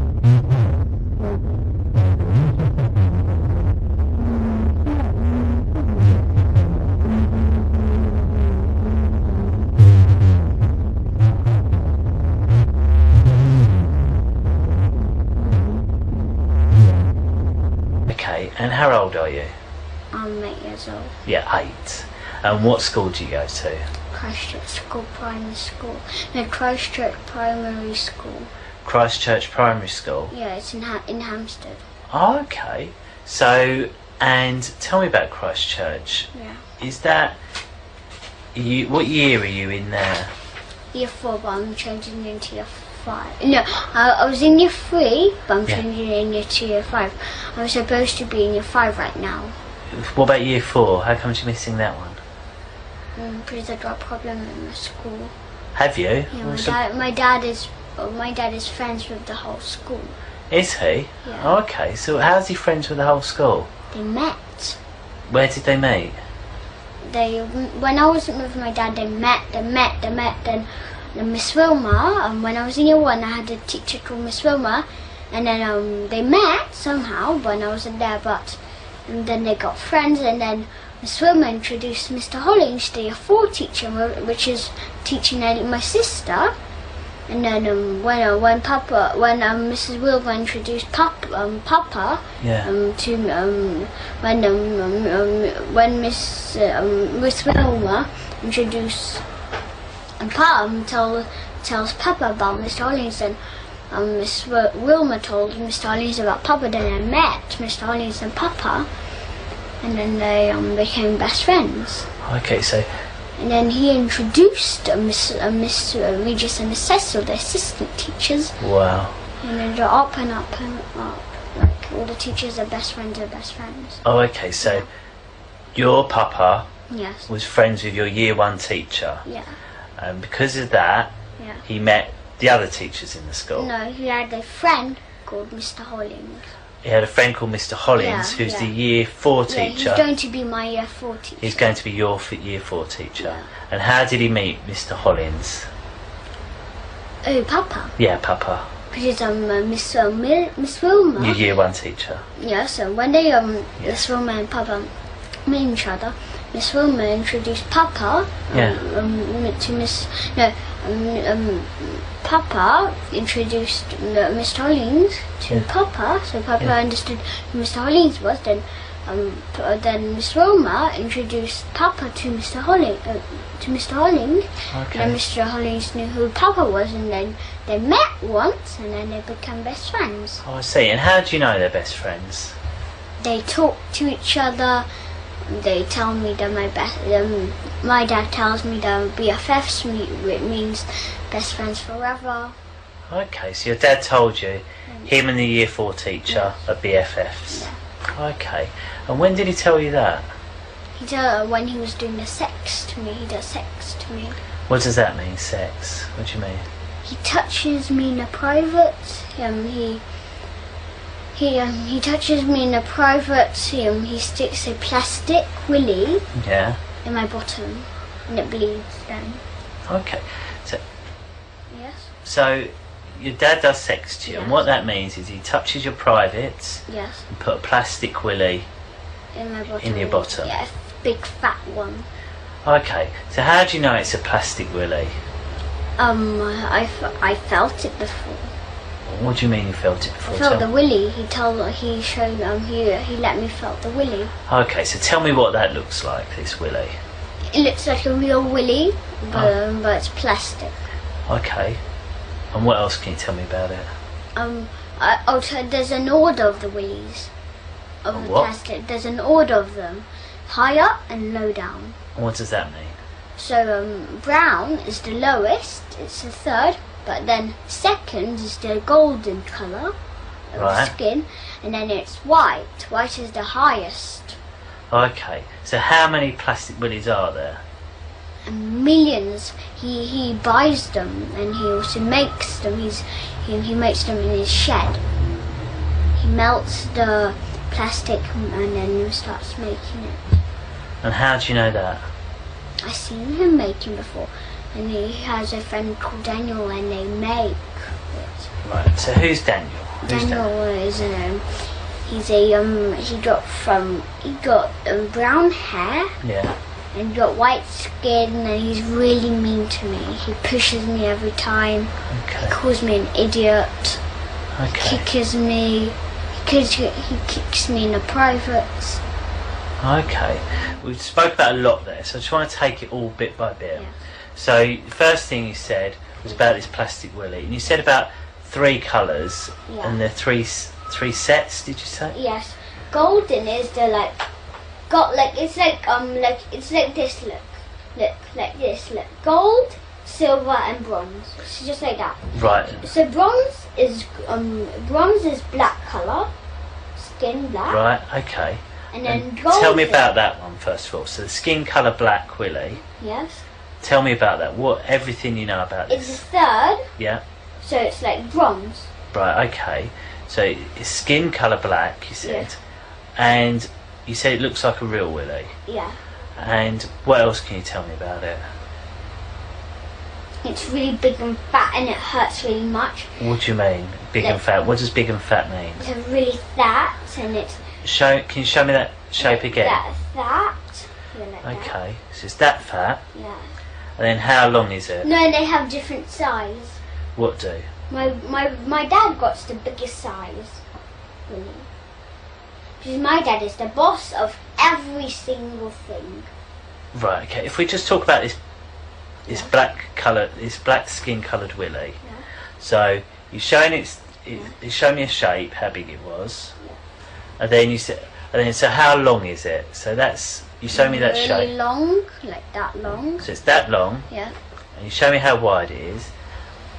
And what does he do with it? He sticks it in my bottom, and then after when he takes it out, it bleeds. So how does he stick it in your bottom? He pushes inside my bottom. Okay. Yeah, and then when he takes it out, it bleeds my bottom. Okay. So when was the last time this happened? No, I'll tell you when he started doing it when I was a baby. Okay, but when was the last time it happened? The last time it ever happened is when I stood the last day of school. The last day of school. Yeah. So tell me about the last day of school. Yeah, we had a big party because it's the last day of school. Okay, since last day of school, you've had a big party. Yeah, at school, and my dad goes to the school, and my dad doesn't let me learn anything. He doesn't let me have education. Okay, so you're at school. There's a big party. So who's at the party? Mr. Hollings, he's the year 4 teacher. Yes, yeah. Yeah, in the old teacher, and there's a lady. When I was in year 2, my old teacher when I was in year 2, she moved school, and her name is Miss Sargent, and she got blonde hair and she got white skin, and she's from Brighton. Right. I mean, she's from south or north, London. How's it called? It's that language. They say glass. Like glass. Instead of glass, they say glass wrong. Glass. Yes, glass. Okay. Yeah. Yeah, I know. No, So she's got an accent like that where she says glass. Yeah. Okay. And But she says glass, but she says on my language, on my accent, or North. I can't remember. It might be North London. I haven't seen her for a long time. It might be North London or South London. And right now she's in Brighton. okay, she's from somewhere, and she says things No, differently. so it might be South or North Okay. London. Okay. Yeah, England. Okay. So she was there. Mr. Hollings was there. You said your dad was there. Yes. The head teacher does it. Sticks a willy in my bottom. The head teacher's name is Mrs. Mrs. Forsyth. Forstack. Mrs. Forsyth. Mrs. Forster. F-O-S. No, Mrs. Forsyth. Forstyke. Okay, Yeah. Mrs. Forstyke. And her first name is Kate. Kate. Yeah. Okay. And she's got a sister, which is the second head teacher, and her name is Mrs. Unwin. Okay. And they're sisters, and it's really strange. What her first name is also Kate too. Two sisters called Kate. Yeah, really strange. That is confusing. I bet for their mum it was confusing. Yeah. And I heard they were saying Mrs. Forsyth told me it's her sister. Are they real sisters, or Yeah. do they have the same second name? Yeah, they have the same second name. Well, they don't look the same now. But Miss Angwin, she all the time puts some makeup on her. Does she? Okay, so you're having this party at school. Were there any children there at the party? Yes. So, children at the party? Yeah, all the children do sex to me. All the children? Yeah. And do you know how much children there is in my whole school? 200. 200 children. And all 200 children do sex to you? Yes. And also other schools are involved. And other schools as well? Yeah. And how long have you been going to that school? Since when I was 5 years old. And how old are you now? I'm 8 years old. So for 3 years you've been going to the school? No, yeah, for 3 years, yeah. Okay. So you're having the party, and then what's happened at the end of the party? My dad kills babies and he eats the meat. Okay, well, let's just talk about the party day, Yeah. okay? So, the party, what was the party like? I don't like the party. Why not? They touch me, Who? kick me, my front privates, they hurt me. So when they stick a big plaster really in my bottom, and when it bleeds, if I cry, he like, do you know those spaghetti spoons? Yes. Those metal ones. If I cry, he hits me on the head with it. Okay. But if I cry more, he hits me again. But if I cry more, the nurse teacher, Miss Marden, she injects me and a sleeping injection on my neck, and then I fell asleep straight away. Okay. What I'd like to go about, I just want to talk about just the party day. So I don't want to hear about anything else other than that day, okay? So all the stuff that's happened on different days, we will talk about, I promise, but not until after we've spoken about the party day. Exactly, perfect. So you're at the party, you said you didn't really like the party. No, I hate it. Why do you hate the party? They hit me, they do all kind of stuff, and I'm a Who's vegan. they? I'm a Who's vegan. What? Who's that? You said they hit me. Who's they? Who hit you? My dad, all the teachers, my dad's friends. And where did they And hit also you? the parents do it too. And they're really mean to me, really mean. The parents. Why are all these people so mean to you? They like being mean to me. I Why? Why? What have you done for them to? I don't understand. Nothing. Why would they all be so mean to you? I did nothing. Okay. So. And my dad made up a really strange religion. Okay. Well, we'll talk about that. Remember what we're going to talk about at the moment. What we're going to talk about. Remember what we're talking about? Yeah. What? When we're talking about what happens at a party. At the party, yeah. So you said they hit you. Tell me exactly what people hit you. There's my dad got social services, and my dad got friends. Yeah. And they come over too. Right. We're not talking about the party, are we? Tell me about the party. Who hit you at the party? The parents do. Should I tell you the name of the parents? Were the parents at the party? Yeah. And should I tell the children names? Why was your mum not at the party if all the parents were at the party? She doesn't do the sex to us. Was she at the party? Yeah, no. Why wasn't she at the party? Why didn't she get invited? Because she doesn't touch us. She doesn't do sex to us. Why wasn't she at the party? Because she doesn't do sex to us. I know she doesn't do sex, but... And also because she's a vegan. Right. But that's not a reason not to go to a party, is it? No, there is a reason, because there's only because she's a vegan, there's the party is non-vegan. So it's a non-vegan party? Yeah. So why was you allowed to go then? No, I'm allowed to go because they had me and they can do whatever they want with me. But it was a non-vegan party, I don't understand. But I'm a vegan. Yeah, and you said... And my dad is a vegan, but he lied to my mum about him being vegan. So, I don't understand, right? Your mum wasn't allowed to the party because she's a vegan. Yeah, and but you and your dad were allowed to the party, but you're vegan as well. Yeah. So I don't understand why. How comes? Because if we were with mum, we'd have not went to the party. Well, if we were with my mum. So your mum hasn't gone to the party. No. So what? But we were alone with my dad, so we could went to the party. We did. Okay, so that party. Yeah. And what time did the party finish? No, the party's for 6 hours. From what time does it start then? It starts from the morning. I'm not sure which kind of time in the morning. From the morning, it's like school time. Right, okay. Instead of lessons, instead of literacy, numeracy, science, we had a sex party, and we ate babies. And my dad, he lied to my mum about being vegan. Okay, so there's this party. Yeah. So where is the party held in the school? In the school, in the church, and school. It's in the church and the school. Yeah. So whereabouts in the church and whereabouts in the school? In the school, in the church, there's a seats, and here's a little road, and there's a little big. Okay.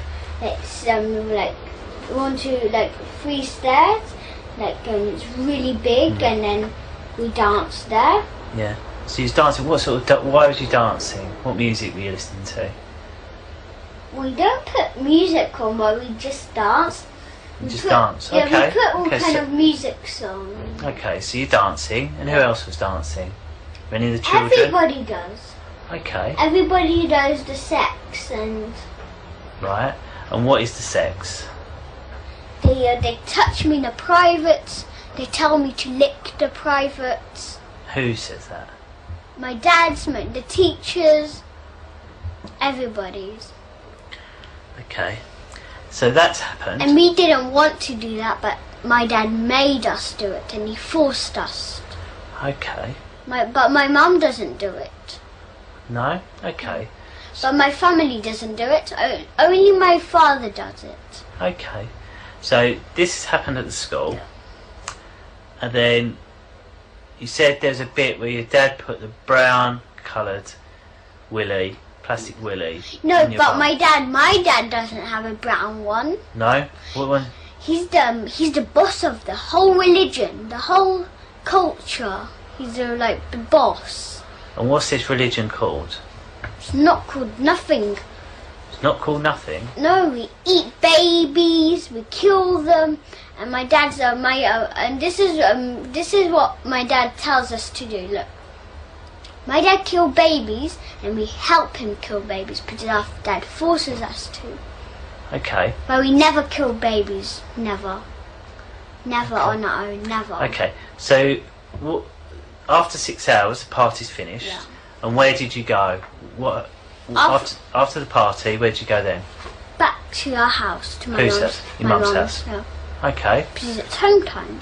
And did you tell her about the black willy going in your bum? I'm just scared. If they find out, they'll hurt me really So much. why have you been able to tell now? Because Abraham, I was doing really strange behaviour. Like what? What's that? I was hitting my sister. I was hitting her really violent. I pulled her hair and I smashed her onto the ground from my van.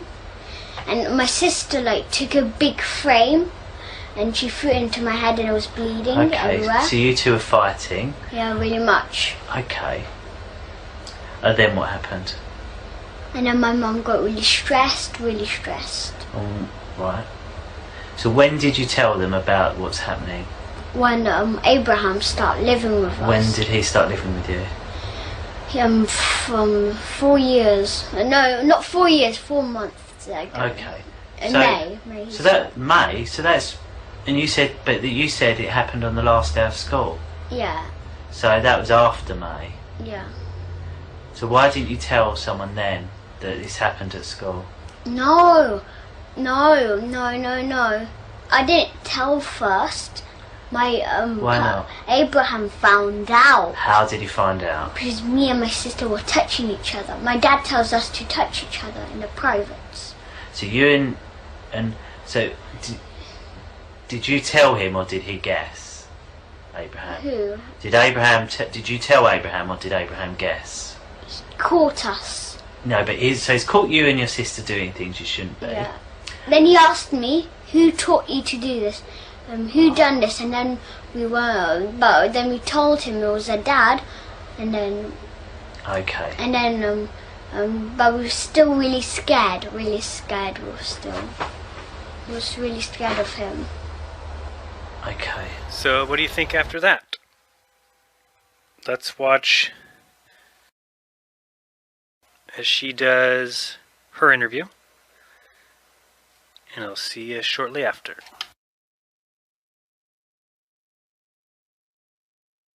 I'll tell you everyone's names so you're clear who it is. My name's Steve and I'm a policeman and I work here at Barnet Police Station. This lady here, her name's Cleo. Cleo and Steve. Cleo and Steve. With Jean Clement. I know, I haven't met Jean Clement, but we do similar jobs, but he works in a different part of London. I think he works somewhere else. I've never met him, but he does work. He's a policeman. Yes, he's a sergeant. Is he? He's a police sergeant, is he? Oh, okay. And Cleo's a police lady, and her job is the controller today, and that means she controls everything that's going on there, making sure it's all working. Okay, and if you see, she had a pen and paper, and she might make some notes because she might want to ask something at the end. Do you want a pen? And then from then we'll talk. So that leaves one other person here, and that's you. Can I just ask you to say your full name, please? What's your first name? Elisa. Elisa. Well, my real name is Grace. Grace. But my name my name is Elisa Gareva Dearman, but my second name is Grace, as I said. So Alicia, Grace, Gareva Dearman. Okay, so it's 4 names you've got. Yes. Okay, so and have you got a middle name? Is Grace your middle name? Yes. And no other names? No, it's Grace. Okay, perfect. So Alicia, Grace, Gareva Dearman. Yes. Okay. And how old are you, Alicia? I'm 9 years. I'm 9 years old right now. Yeah. And so, do you prefer to be called Alicia or Grace? What one? Elisa. Elisa. I'm used to being called Elisa. Yeah, Elisa. Okay. I have been called Grace. No. Okay. So, what I'd like to do is just go through some of the rules and just explain today's date. It's 10:30 in the evening, and it's the 5th of September. And as I said, we're here at Barnet, and what we're going to talk about, I wasn't there. So because I wasn't there, I need you to explain in as much detail everything you can remember. Okay, so just really think about everything that you can remember and tell me about it. Okay. If I ask you something and you don't understand what I'm saying, tell me, yeah, and I'll look at a different way. Okay. And that goes the other way. If you say something and I'm not really sure what you mean, I might ask you to say it again, or I might ask the question in a different way. Or something. Yeah, I might say, well, what does that mean? Or can you tell me? And so that's that one, really. If I ask you a question and you don't know the answer, that's fine. Just tell me you don't know.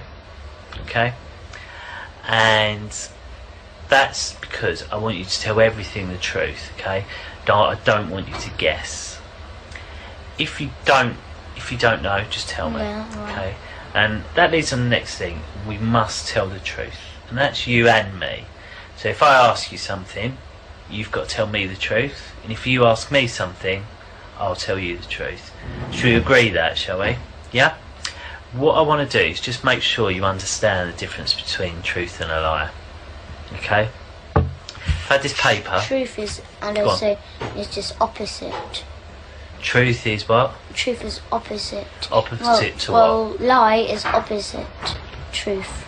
Lie is opposite to the truth. So, right, if I tell you this, if I've drawn this picture here, this is on Cleo's paper. She sees this picture and she says, "Who drawn that?" I said, "Yes, it was me that drew it. I'm sorry." Would that be the truth or a lie?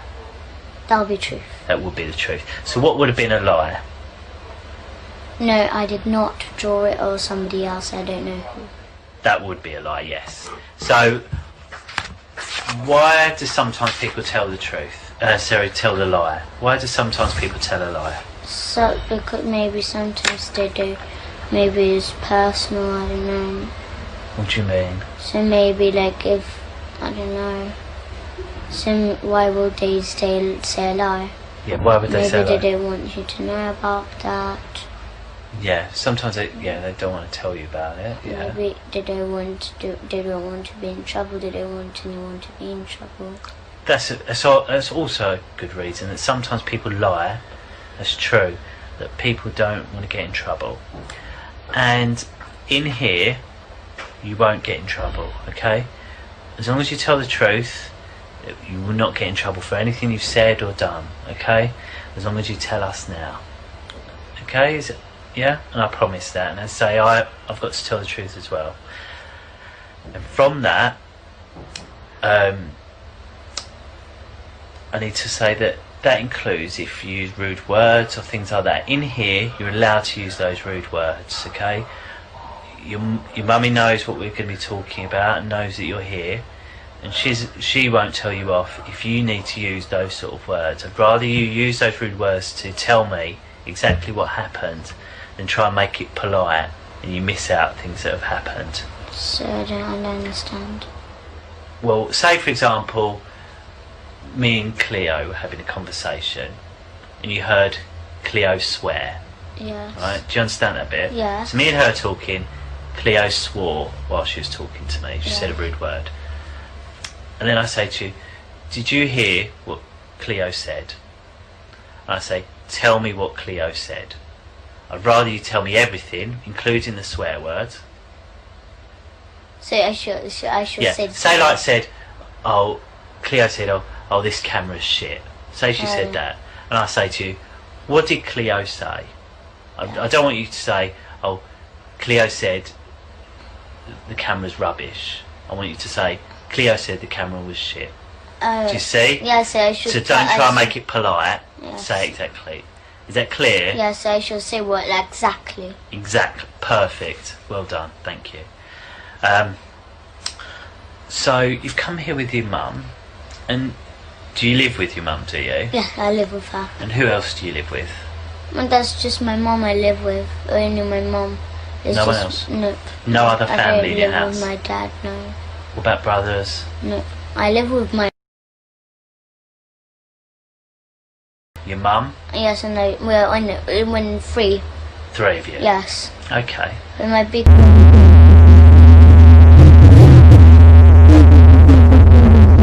Really like, he knows this about this, but no, he doesn't really like doing it. What do you mean?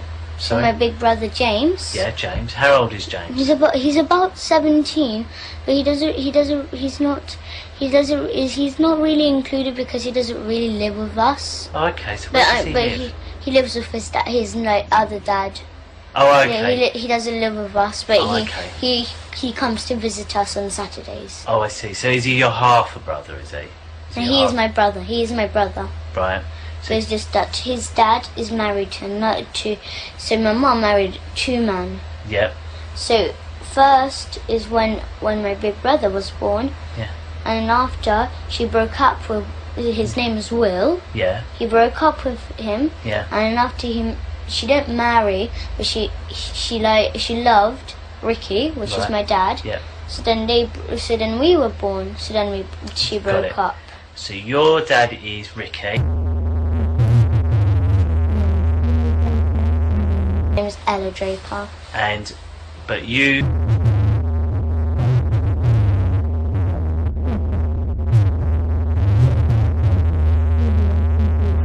My brother, yes. And is he the son of Will, or is he the son of Ricky? Son is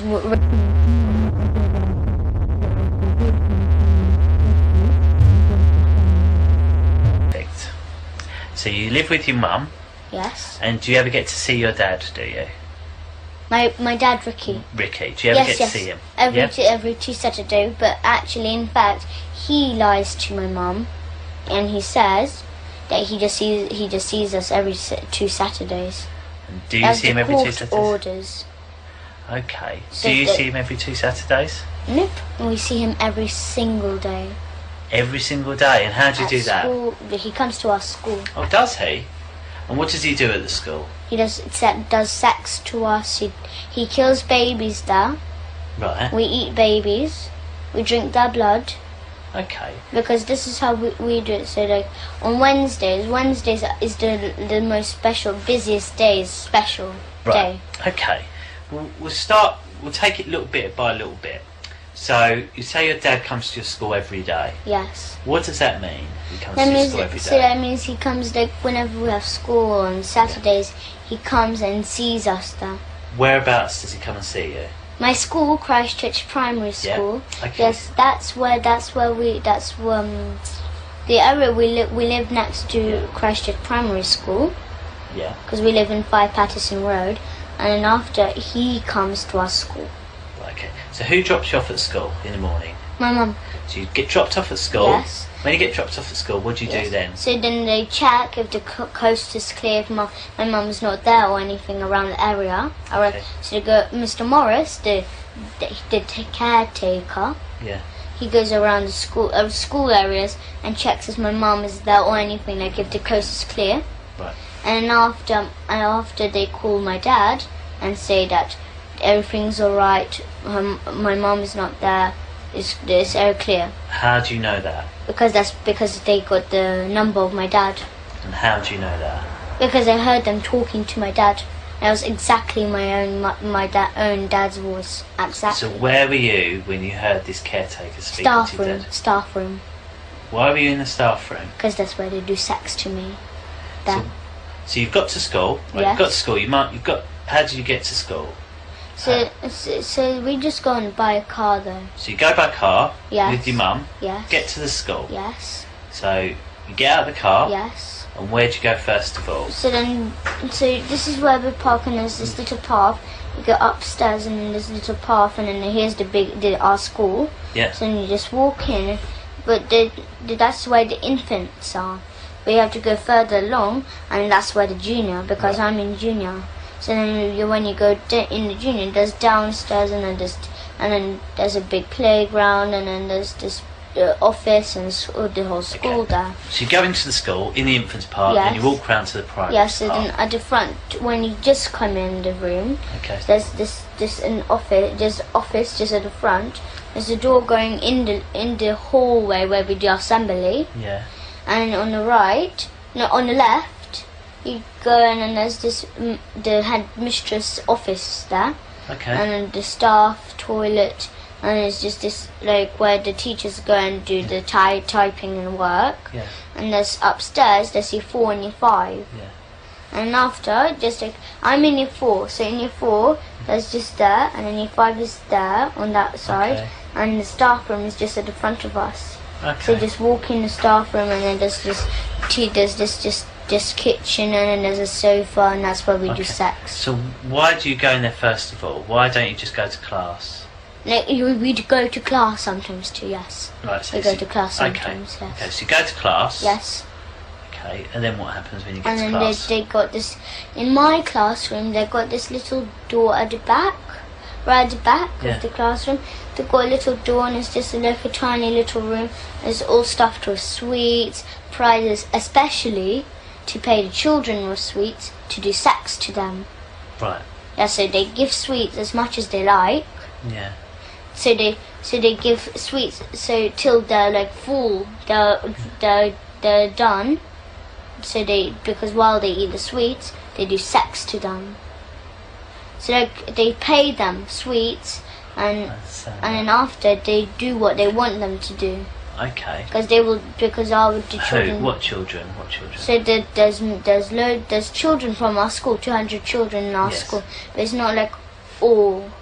There's 20 What special ones? Tell children. me, who are these 20 special There's children? Millie, she's a brown girl. Millie who?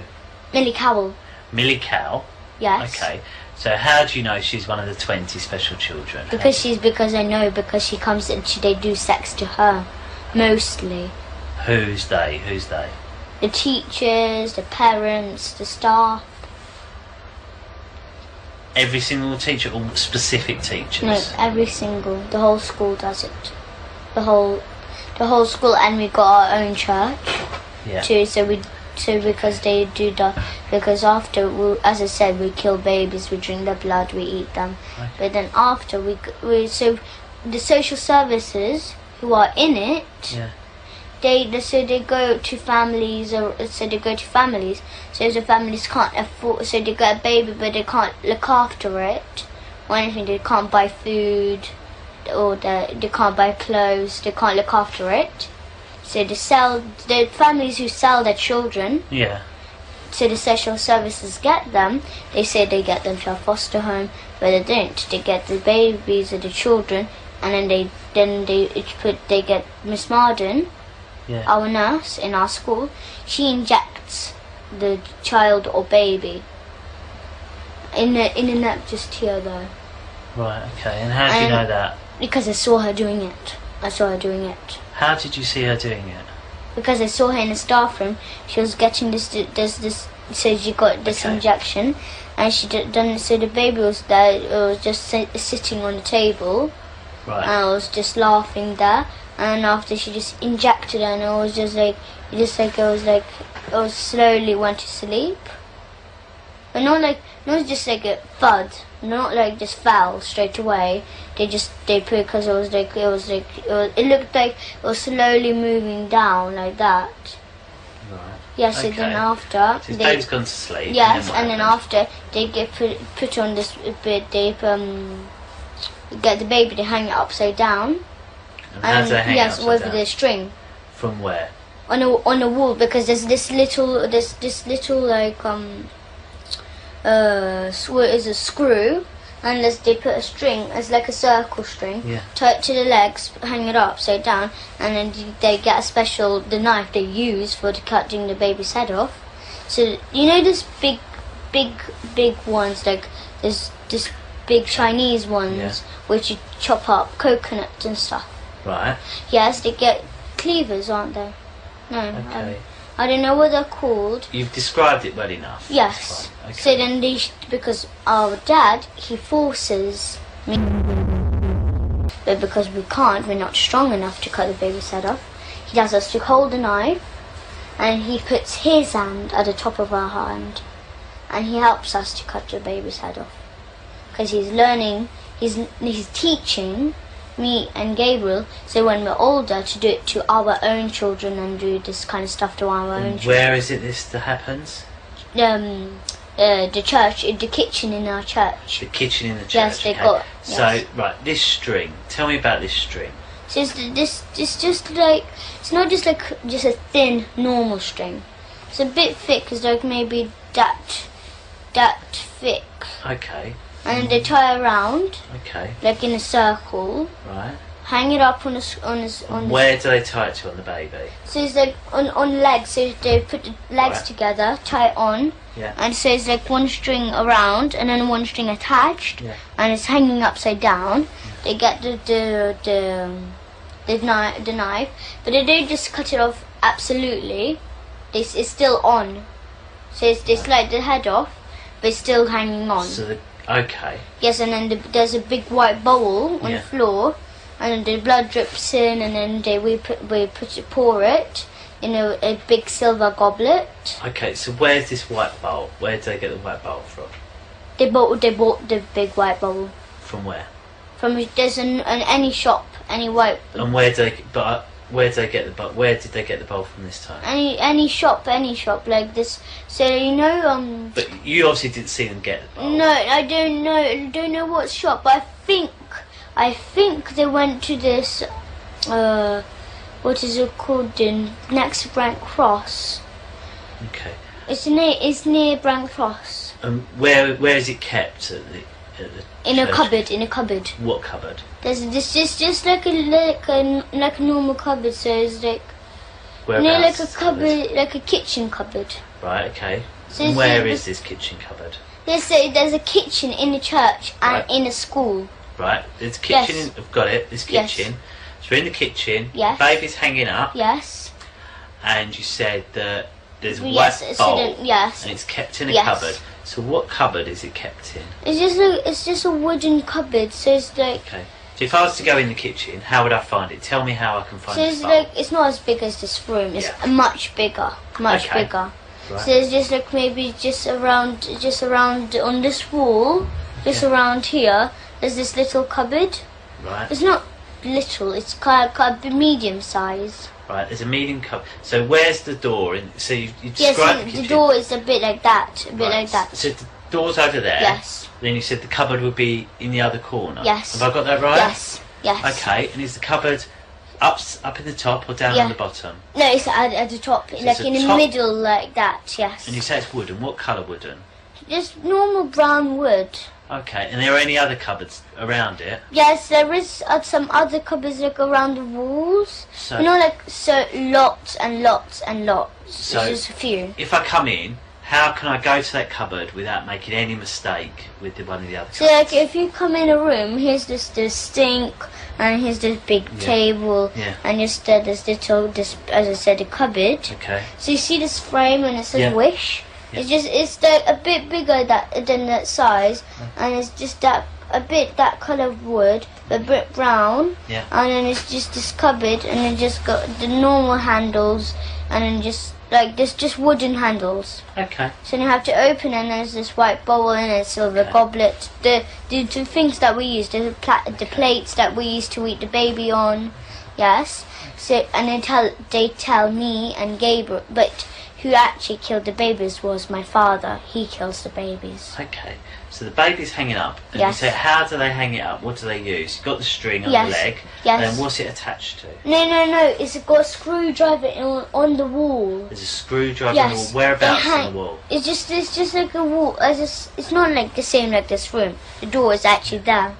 That's the kitchen where we actually do that's the usual kitchen where we usually like. So you go in, go Yes. through the door. So Yes. where's this screw on the wall? So it's just like the door. Pretend the door is just there. Yeah. It's another kitchen there. Yeah. This is the kitchen that we usually use. Yeah. So how do I know that's a different kitchen? What's different about this kitchen? Where Because is this it? is just a different shape, and it looks different. Whereabouts is this kitchen in the In our school. Whereabouts in the school? So it's just like this school, just this normal kitchen school. The kitchen. That's yes, where they make the school dinners. So, oh right, in the school canteen Yes. kitchen. Okay, so it's in Yes. there.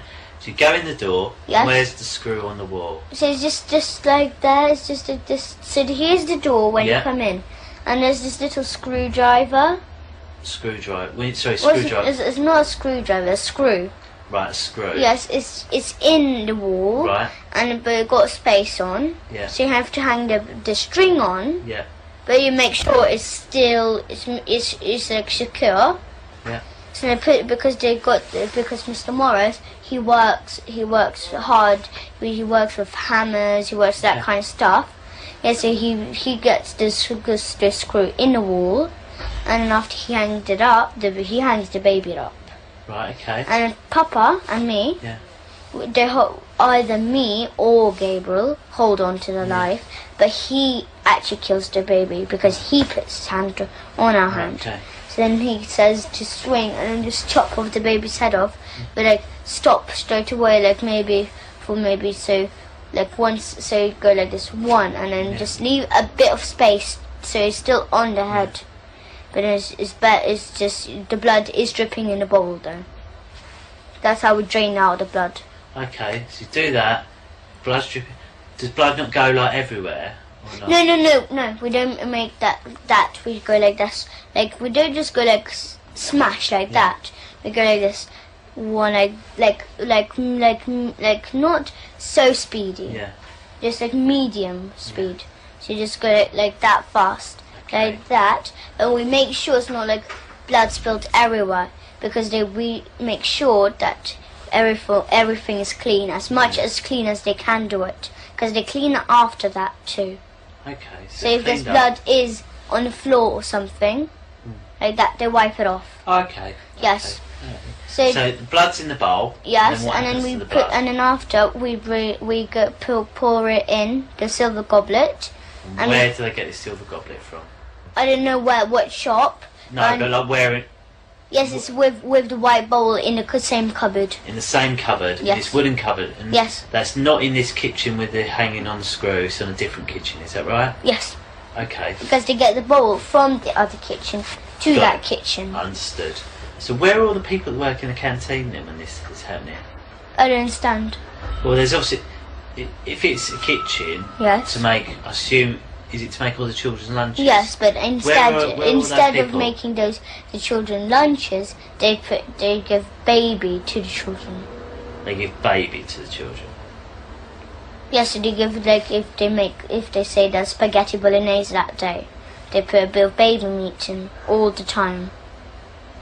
And how do they make baby meat to use spaghetti Because because they cut the baby. Mrs. Forsyth, the headmistress, she cuts the baby. And what about all the bones and that? Yes, they keep the bones. Where? But Where do they go? No, I know, but the bones they don't just keep them. They make stuff out of them. So they make like statues of the church. Where are all these statues? Yes, because they got carving, like there's people carving people. They work near Swiss Cottage, somewhere there. That's where they work, in a carving shop. And it's just, and then they tell that there's a man called Felix there, and then he makes this he makes statues of churches.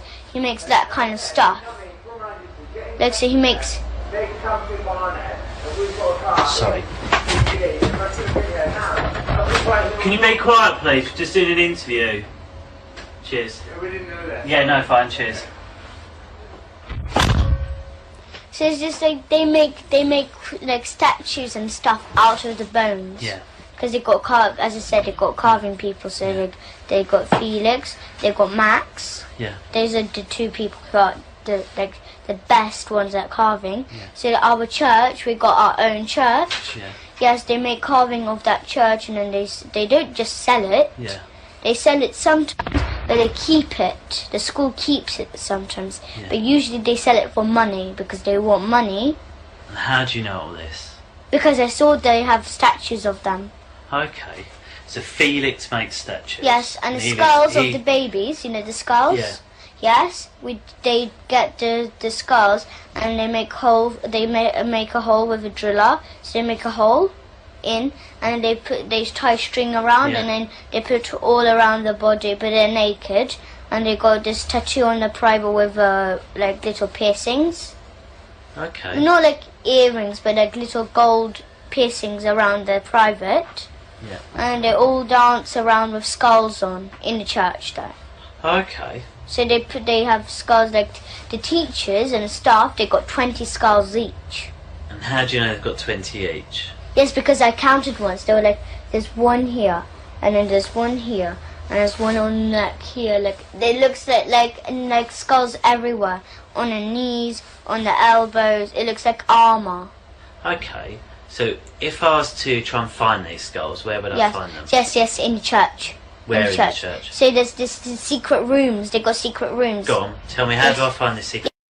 So when you go in the secret rooms, because they hide it in loads of places. Would you be able to help me find them, would you? Yes. Okay. Yes, so but they just hide them anyway. They just hide it like in one place, then they move to other place, then they move to other place. There's just... Okay, so I go into the church now. Yes, and they hide... Usually they hide it in their houses.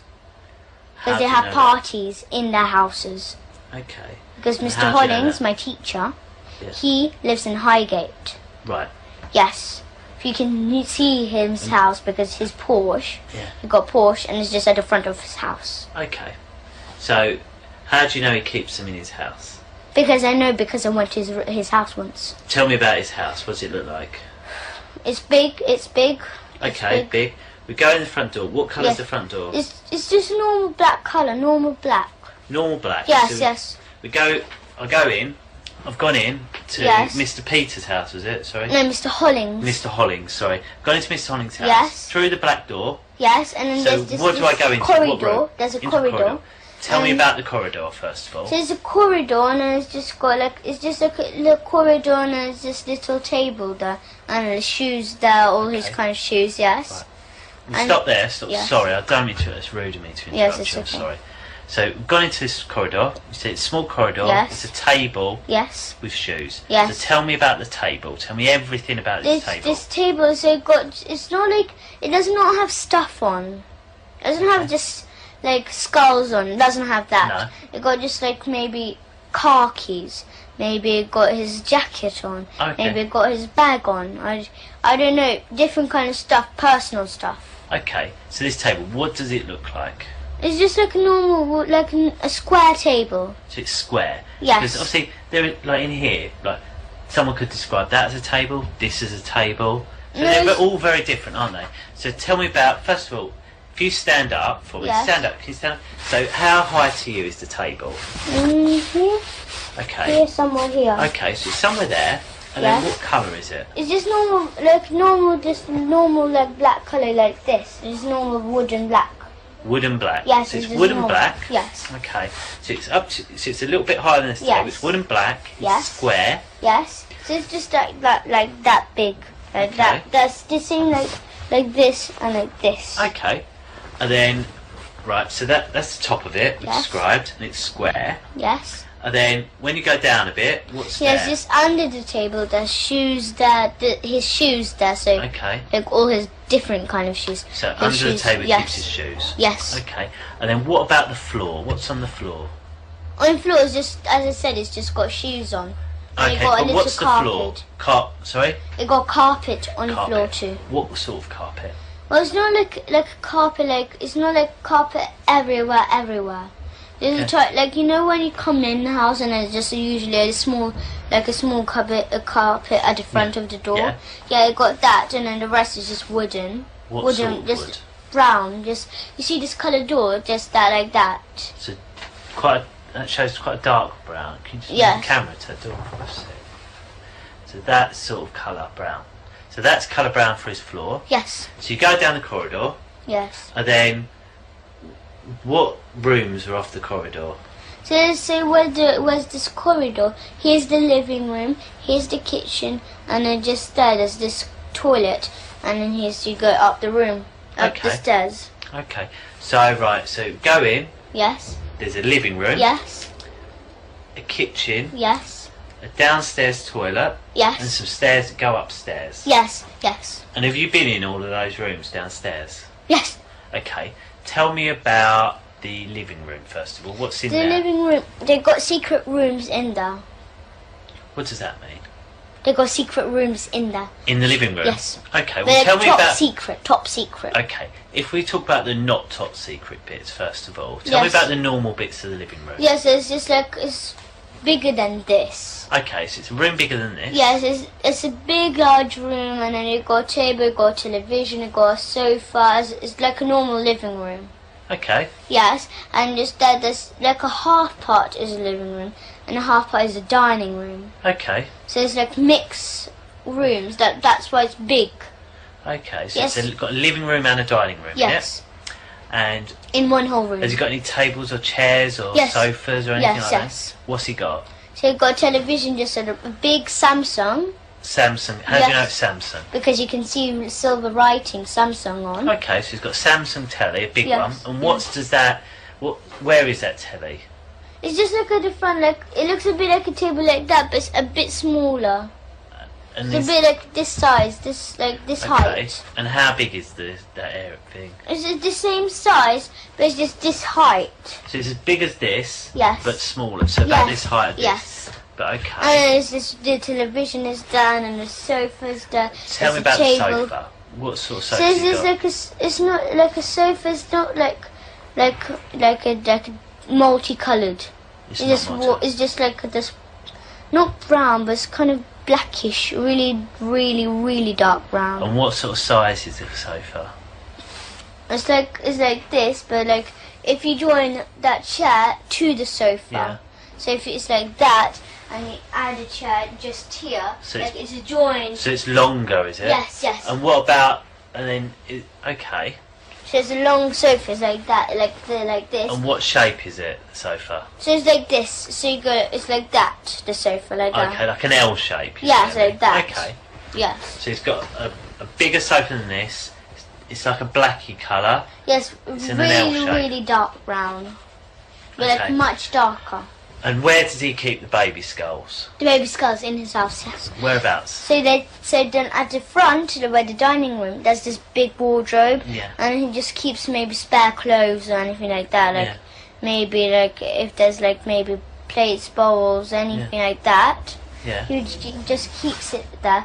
But it's not like the wardrobe is just like the skull's right in the wardrobe. You Yeah. can see it, like you open the door and you can see it. Yeah. It's not like that. It's No? top secret in there. Go on, tell me how to find Yes. it. So then after it's just maybe there's because sometimes he keeps spare clothes, as I said. Yeah. So you've got a hanger and you've got just clothes, the coats or anything like that. There. And then after you have to apart the clothes, and there's a little door there, but it's like it looks camouflaged. You How can't do you really mean? see it. So how would I be able to find it? The door. So here's the clothes, but you can't see the door because the clothes are at the front of it. Yeah. It's all covered like that. Yeah. But you have to part the clothes, and after you can, it's like it looks like just like a normal wall, Yeah. but it's not a normal wall. It got a little handle there. Is there? Yes. And what does this handle look like? How could I find it? It's like not like a handle like that, but it's still wooden. It's like a bendy one, like Okay. how to say like that. Okay. And when I open that door, what do I find? So then inside, you have to go downstairs, underground. It goes so- underground. yes, yes. And what's in there underground? So then we go underground, and after there's this little hallway, and on the right there's this door, and then there's this big, enormous secret room. And what's in the secret room? In the secret room there's cupboards everywhere. Looks like everywhere, but then they do sex there too. How do you know they do sex there? Because they took me there to do sex. Who took you there? My father, Mr. Hollings took me. So you're who? My father. Your father, sorry. Okay, do you call him father or papa? Papa. Is it papa?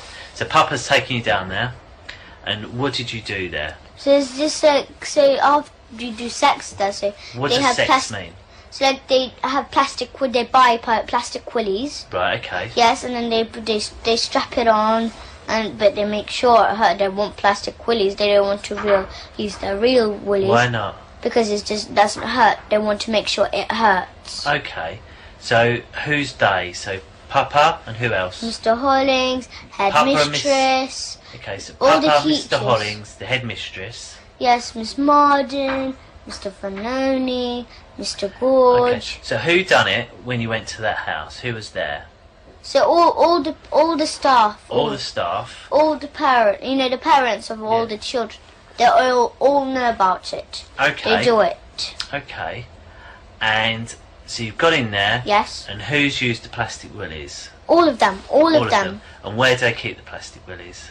They keep them in the cupboards. They got, as I said, they've got cupboards around. Okay. So they've got like maybe 2 cupboards there and 2 cupboards there. They've got cupboards around, all around the room. Okay. So I'll make sure. I want to just make sure I get this absolutely correct. So And if I they've went to got exits. So if in case of, because they know that because they do not trust me and Gabriel. Yeah. That because they say that not to tell anyone about Yes. this. Okay. But they do not trust us. No. Why not? Because they can see them because they when they tell us not to tell about this anything, they look so curious. It looks like they don't trust us. Okay. So I'll just get it right. Mr. Holling's house. Yes. I'll go there. He has a Porsche outside. Then you go to the door. Yes. Dark door. Yes. You go into a corridor. Yes. It's got Yes. a little carpet by the Yes. door. Wooden floor. Very Yes. dark like this door. Yes. Yeah? Yes. On the sides of the you showed Yes. me There's there. a living room at the front. There's a kitchen and then there's a. There's a little table. Yes. Then you go into the living room. Yes. It's got a large sofa. Yes. Which is in an L shape. Yes. Big Samsung telly Yes. on a large black shelf Yes, thing yes. you described. You said in the dining room area, Yes. he's got a wardrobe. Yes. Then And it's all just stuffed in spare clothes, if as you you said. all stuff with spare clothes, but if you part it, you Yes. can find a little door. Yes, but you can't. which goes down You into can't the really cellar. see it because it's kind of camouflaged. It's camouflage. Like, yes, it looks a but bit. there's a little wooden handle. Yes. Yes. You can open that. Yes. But Go they've got down. exits. The thing is that they've got exits there because they can run out the house too. Right. Okay. But you go down into this. It takes you into a basement. Yes. And then in there's loads of cupboards. Yes, loads of cupboards and there's And in something. there- Yes. Your dad, Papa, Mr. Hollings, some other members of staff Yes. have then had sex with you Yes. using plastic willies. Yes, and then they touch which each other. Okay. And as I said, they sell me and my brother for £50 each To who? every single day To who? to any people who any people who would who are like the kind of people who will actually do sex to who can't come to school, who are busy or anything like that, but then they keep me and Gabriel to do sex to us. They got the equipment. Yeah. So they got the plastic willies, Yeah. and then they do it, and then after, maybe for 2 hours, maybe one during school hours. Okay, so what is sex? Yes. We haven't said what sex is. What is it? So like sex, so they touch each other on a private, Right. and as I said, I didn't tell you about this, but they got this big plastic stick. Right. Yes, not plastic, but wooden. Yeah. Yes, and then they put it between our legs, and they hit it right between us, but like in between our legs. So they hit you with a wooden stick Yes. between your legs. Yes. And what's that? Is that sex? Is it? No, but What's that's how sex they hurt us. But the real sex is like they get plastic willies. They stick it in our bum. That's what kind of sex they do. And what is your bum? So they stick in the plastic willy in our bum, where the poo comes out. Okay, so they put a plastic Yes. willy in the bum where the poo Yes. comes out. Yes. And anywhere else? Yes, no, from private. Okay. And then they you say our front private. Who are you talking Yes, about? no. So if we say it hurts, or if we cry or make a sound, Yeah. they'll give us spoon licks. So they'll get a spoon. Spoon licks? Yes. What does that mean? So you get spoons, and then they hit us on the head. Okay. That's why whenever we come back to our mum, she always says, she doesn't say, but that's why we always got bumps on our heads. Okay. But she doesn't say, why do you have bumps on your head? She doesn't say that. Do you know how to get to Mr. Holling's house? Do you? Me from our school. From your school? Do you? A bit. I know some of the way. Where could if we took you where would you be able to find where his house is? So it's just I don't remember just like the number of his actual house. But could you say we drove near it? Could you Yes. say, yep, it's that one? Could you Yes, do that? I can spot it because I know because he always no matter what, he always parks his Porsche at the front. Okay. Always.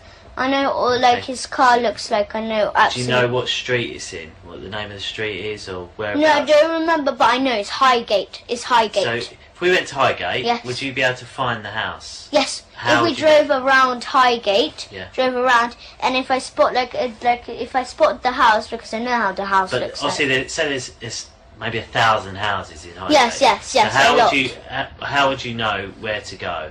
No, How would you because know we- to say, "Oh, turn left down this street"? No, How would but you that's know? Go on. because when me and my Abraham, my mum's friend, and my mum and Gabriel, we go to this our friend's house called Gary. Yeah. Yes, and then you go through Highgate. He lives near Highgate, so So when you go through Highgate, just at the bottom of Highgate, he lives there. So then when we go through, I can also when you go through on the left, you can that's the road where I remember. That's around there. That's where his house is. So if we went to Gary's house, you'd be able to tell me from there, would you? Yeah. But my mum and Abraham knows how to go to Gary's house. Okay. So when we're on the way, I know. Yes. Okay. And has anything ever happened at your dad's house? Yes. What? My father lives at Angel Road, Oh, okay. but it's like on the corner, right on the Okay. corner. And what happened there? And so they got the same like Mr. Hollings. What? A Same bit what? a bit the same house, a bit the same. In this it's the same looks this like I said the wardrobe, that Okay. kind of stuff. That's the same. So they got this stairs downstairs. Yes. Okay. because- So if I yes. went to your dad's house, Yes. get to your dad's house, what Yes. colour's door's his? Yeah, his one is kind of lightish brown. So he's got a lightish brown door. Yes. So go in there. Yes. Where's this wardrobe? In the living room, as I said, a bit like Mr. Hollings. So go to the living room. And what does this wardrobe look like? It's not like Mr. Hollings's, but similar. It's long. It's long. Okay, so go to the wardrobe. Yes. And how do I get through the secret door? How do I get into the secret door? Yeah, they got keys. They got keys to the door because Mr. Morris, my father, Papa. How could I tell there's a door there? So I go to the wardrobe. Yes. How would I know that it's not just the back of a wardrobe and it's a door? How could I tell? What's different about it? There's no difference. There's no difference. Where'd you put the key then? I don't know. No. There's no key to go in a wardrobe. Yeah. There's no key. Right, sorry. But when you go down the stairs into the secret room, Right. underground, they got the room in there, they got the keys to it. Okay. Mr. Morris, Papa, Mrs. Forsyth, Mr. Hollings, they got like big bunches of keys. Big. So how do I get... So I open the wardrobe. What's in the wardrobe? So it's just stuffed in with clothes, like Stuffed spare in with clothes. So I Yes. get all the clothes out of the way. Yes. Then what do I find? And then after you find it looks like just like a normal wardrobe Yeah. wall because it's camouflaged and it makes sure you can't see it. Yes. So But how do actually I there find is the a door?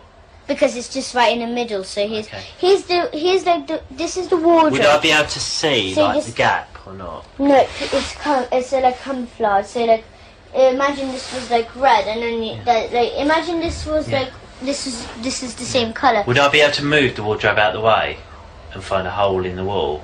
Would I or not? No. That's Why no, not? no, because you have to. The door is attached to the wall, Right. and it got stairs going down. So if I move the wardrobe, Yes. would I see the door? Yes, Okay. but then if So is that some. the best thing to do then, is it? Yes, sometimes, yes. But sometimes when they go in the wardrobe and they go downstairs, they close behind the door, and then they got this another like it looks like another brick wall. It looks like a brick wall door, and then they close it behind too. Right. So It looks like a double door. let me just make sure I'm clear. So go to your dad's house. Yes. Wardrobe's there. Yes. I'll move the wardrobe out of the way. Yes. There's a door. Yes. I go down the stairs. Yes. And then what do I see down the stairs? Downstairs you go down, and as I said, they got a little corridor, a little hallway. Yeah. So then there's a little hallway, and then on the right, just here, Yeah. there's just just a tiny corridor. So maybe like from there, from here Yeah. to here, and then just there's this door, just Okay. here, and then that's where the secret room is. But it got special keys though. As I said, it got big bunches of keys. Got it. Understood. They got Perfect. loads. Okay. Look, So, if you go to Mr. Morris, yeah. in our school, if you wait till our school, so today's Friday, Yes. so wait till Monday or Tuesday. Yeah. Go to our school, catch Mr. Morris. Yeah. He's a big, tall guy. Okay. I'll catch the whole school, catch all the staff there. What children? You told us one child to speak to. What other children do you Millie think we should Carroll, speak to? Sophie Hurlicker, Sophie Jack Hurlicker. Jones, Ella Darby, Mia Gavish, loads of other children, loads. Okay. But me and Gabriel Are any of these your friends out of school? Sorry? Are any of these friends of yours out of school? No, but Millie Carroll, she left school Why? because she doesn't like it. Where's she like gone the now? sex. She went in Salisbury's. Salisbury? Yeah. Okay. Yes, but still, because when she went to Salisbury, she thought that was the school it won't do because Okay. other schools do it. So Hampstead Parochial do it. St. Luke's does it. All the Hampstead schools do it. The area. Really? New End. Okay. This, you know, the school with this tree. The school with this tree. I don't, but we'll find it out. That school. And then there's the school. It's between houses. Okay. And then there's this like between houses there is, yeah. And you know there's in our neighbours, on our road, 5 Patterson Road, up there. Here's our house, and just go up, and just there's this. We got a neighbour. She's Russian, and she's in it Your neighbour. How do you Yes. know she's in it? because she comes to school because she got 2 sons. Yeah. One just a tiny baby. It's Russian though. His name is Misha. Misha. Yes, and the other one is called What's Sasha. his real name? Sasha. So Alexander, is it? And Yes, yes. His real name is Sasha, but they call him Alexander. well, Alexander's Yes, his real name, yes, isn't yes. it? Yeah. Okay. Yes. So then that family, they do it. They have I don't know what the school is called, but it's just you know Tesco next to this parish church. Yes. Yes, there's Tesco, and then just like when you go there, there's this station, and you just go down, and then you can see the post office there, and you go straight down, and it's on the right. You can see this little road, and then you go there, and after there, and after there's the school. You know the school between there. Yes, Okay. that school. That's where they go. That's the Right. school, paedophile school. Paedophile school. Mhm. Okay. We'll have a little break. Is that all right? I mean, me and Claire just have a quick chat, just see if there's anything else we're going to cover. Because I know it's late, and I don't want you getting too tired because it's been a long day for I'm you. not really tired anyway. Really? You've done very well. I'm full of food in my tummy. Yeah. What did you have? I went to the Indian cafe. Oh, did you? What Yes, did you I have? had samosa, had rice, I had some salad, Yeah. I had some rice. It's like rice bread Yeah. with like mango chutney. Oh, right. Yes, I had that, but I'm just so full. I bet you are. I had this enormous plate like that. Okay. Okay, we'll just have a couple of minutes. You just wait here for us, is that alright?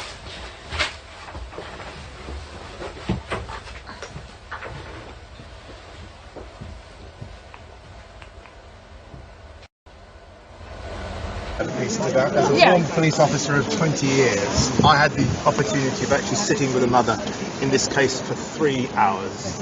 I can absolutely tell you with my experience of interrogation over a 20-year period, as a former detective sergeant, she was speaking 110% truth. I know there's been no investigation, there's been no proper police statement taken from this woman because of the way she's been harassed. I also know that we have child abuse in this country to epidemic levels. I was on Saturday sitting with a former MP from the Home Office who categorically stated to me that we've got now about 1 in 10 children being abused. And we have a police force that's in denial, and it's not you. I know that. It comes from senior levels. We now need to recognise this and start acting on it to change the ethos of what is wrecking so many children's lives and costing so much deprivation and degradation to the way we live on this planet. I'm really putting that out there clearly. Everybody knows it. We've got to start acting on it, and a great time to do that is at this election. We've got an election coming up, and we need on the hustings to ask what our MPs are doing about this. A lot of it is underpinned by the ridiculous situation that we've got with debt and the way our financial system actually constrains people from talking. Well, that certainly needs looking at. But just think, we have a former Home Office minister who has said that we've got 1 in 10 children being abused. And it's going on now. It's not historic, it was historic, but it's happening now. And Ella and those 2 children's case is not unique. I sat with her for 3 hours, and what she shared was 100% truth. And I know no police officers have properly investigated this. It's incumbent upon you, Sergeant, to make sure that that investigation starts fully and fairly. And I'm not looking to blame. What I'm looking for is a time when we can turn our backs on this sort of happening, that we can keep our children safe and we can live a life where they can flourish and not be suppressed. I was with someone who was abused by a Catholic priest. It massively, massively changes people's lives. And there are people around me here who have been abused. It hugely changes lives. So if we can't look after our children in this society, we're doing a pretty poor job. So let's change it. You know, I know you're a good man, and there's good men around here and good women around here who want to see that happen. So let's make it happen. Tell us again your former title. I was a detective sergeant in Sussex Police. Your name? Okay. Ray Sal. How about this fact? There's been no criminal investigation at all on the father. There's been no criminal investigation on the Christ Church primary school.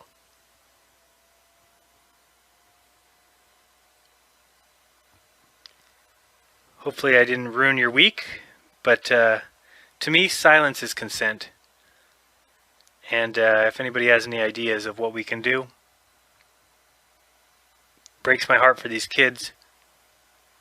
They didn't make that shit up. I know kids. Doesn't matter if you coached them both for a year. Why would the mom want the situation she's in now? The lie would have been easy. Could have said anything. Tell me what you think. I would love to hear it. I established, with the help of people like John DeCamp, former state senator in Nebraska, that we have in this country today a covert military criminal enterprise, government enterprise, primarily by U.S. military intelligence, that is operating full throttle, and everybody refuses to investigate it. In the Nebraska case, it's called the Franklin Cover-Up. This is the book here that John DeCamp wrote, by the way. It's all documented in there. And in that particular instance, they were taking children out of foster homes, orphanages, Boys Town, driving them from Omaha, Nebraska to Sioux City, Iowa, 184 miles away, placing them in private jets and flying them to Washington, D.C. for sex orgies with prominent people, including congressmen, senators, and certain people in the White House. I want you to know I'm not a conspiracy theorist. I'm a conspiracy realist. It is there. And this not only ties into MK Ultra, CIA, it ties into Satanism. There are approximately 4 million practicing Satanists in America today involved in the Nebraska case. And I can go on about satanic cults for another hour, but I think my time is almost up. I might mention that, speaking of Satanism, there are between 50 and 60,000 human sacrifices, according to 3 different sources, in this country every year. The satanic cults operate secretly. The satanic cults are, along with our covert criminal enterprise within the government, a serious threat to our society. And I thank you very much. So, if you do me a big favor, please mirror this video on your channel. I think that the only way we can change anything is to get the word out far and wide. And hopefully everybody sees the problem here. I mean, to start with 4 million Satanists in just the United States, 50,000 to 60,000 sacrificed a year. That's 165 people a day. So are these things going on and we all just don't see it? Really, really sad. I mean, the fact that those poor kids are stuck with their father after the police were called 5 times just between 2006 and 2010, and with 3 of those times ended with filed police reports for domestic violence. And it just so happens that on 9/11, 2014, those kids were taken into protective custody, and 6 days later, they retracted their stories. It really is disgusting. I mean, are those at the head of the UK royal family and those in charge of the government here in the United States, are they the ones covering up pedophilia and Satanism? It's heartbreaking. Can we do anything? Is there anyone in the UK who has any ideas? Email me. I mean, what can we do? They're killing babies. They're sacrificing babies. They're abusing children. And they're brainwashing kids and raping them too. All while we hand them the money that gives them the ability to do so. This world is sick. I don't know if you guys have heard of Svali. She was the Illuminati whistleblower who had witnessed several sacrifices to Satan while under the Vatican. And she then stated that the bones of those that she sacrificed, or that she saw sacrificed, were sent to all the new Catholic churches throughout the world so that they could put a bone inside the altar. Let me tell you a little story. When I was young, I basically grew up in the church, and there was one day that I was playing underneath the altar, up on the little stage there, just kind of messing around. I was probably 9, 10, and I looked underneath the altar, and there was a little doorway, a little, what looked like a sliding trap door. Well, I was afraid to touch it, so I asked a priest what was in there, and he told me that every church, every Catholic church, has the bone of a martyr inside the altar. So, if you ask me, in my opinion, it is highly likely that in every single Catholic church in the world, inside the altar, there's a bone of a sacrificed baby to Satan. Well, I feel like silence is consent, and I just don't know where to scream anymore. So if anyone's got any ideas, let me know. This has been Jaronism, reminding you to do what's right, take care of each other, don't lie to one another. I think it's time we realize it's our job to fix this world. No one's coming to save us. And if you think the government's going to save you, well, you're just not thinking. That's the last thing on their mind. So open your eyes. There's truth inside. Till next time. Peace.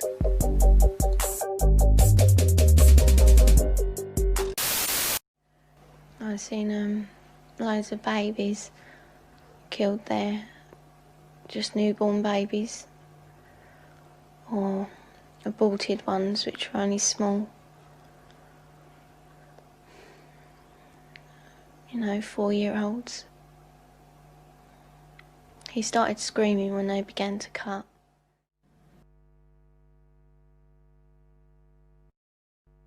He was called Lucifer. What did they say about the devil? That killing the people made him happy. Do you dismiss that as a child's fantasy, or do you take it seriously? Well, as a policeman and as a father, I obviously take it very seriously. Very seriously indeed. Crime Intelligence Officer, Sergeant Alan Barwick. Do you believe Teresa? Yes, I do. What would happen? In front of me. because it was still alive. And then? They would eat it. Teresa told me that she was forced to eat her own fetus. Does that surprise you? No. Why not? There's information at hand that we believe that has happened before in this country. What Teresa had to endure is bad enough, but it's far from being an isolated case. We found strong evidence that scores of children in Britain are victims of these satanic rituals. But what is the attraction of these cults, and how are people lured into them?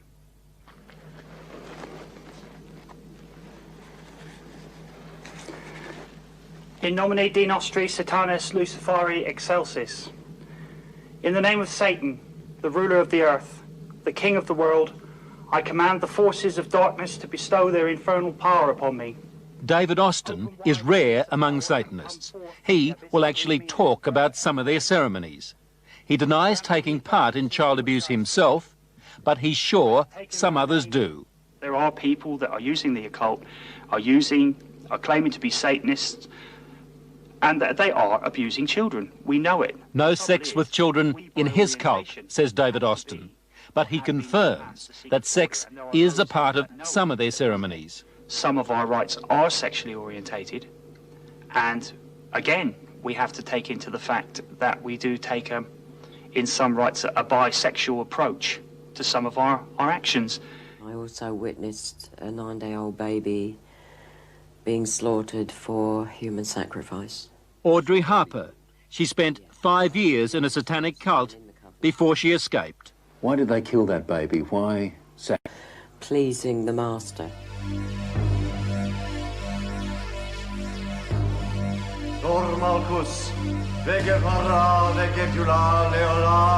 This is a sound that echoes down many a street in England today. It's not Satanism, but for some, it has been a stepping stone to devil worship.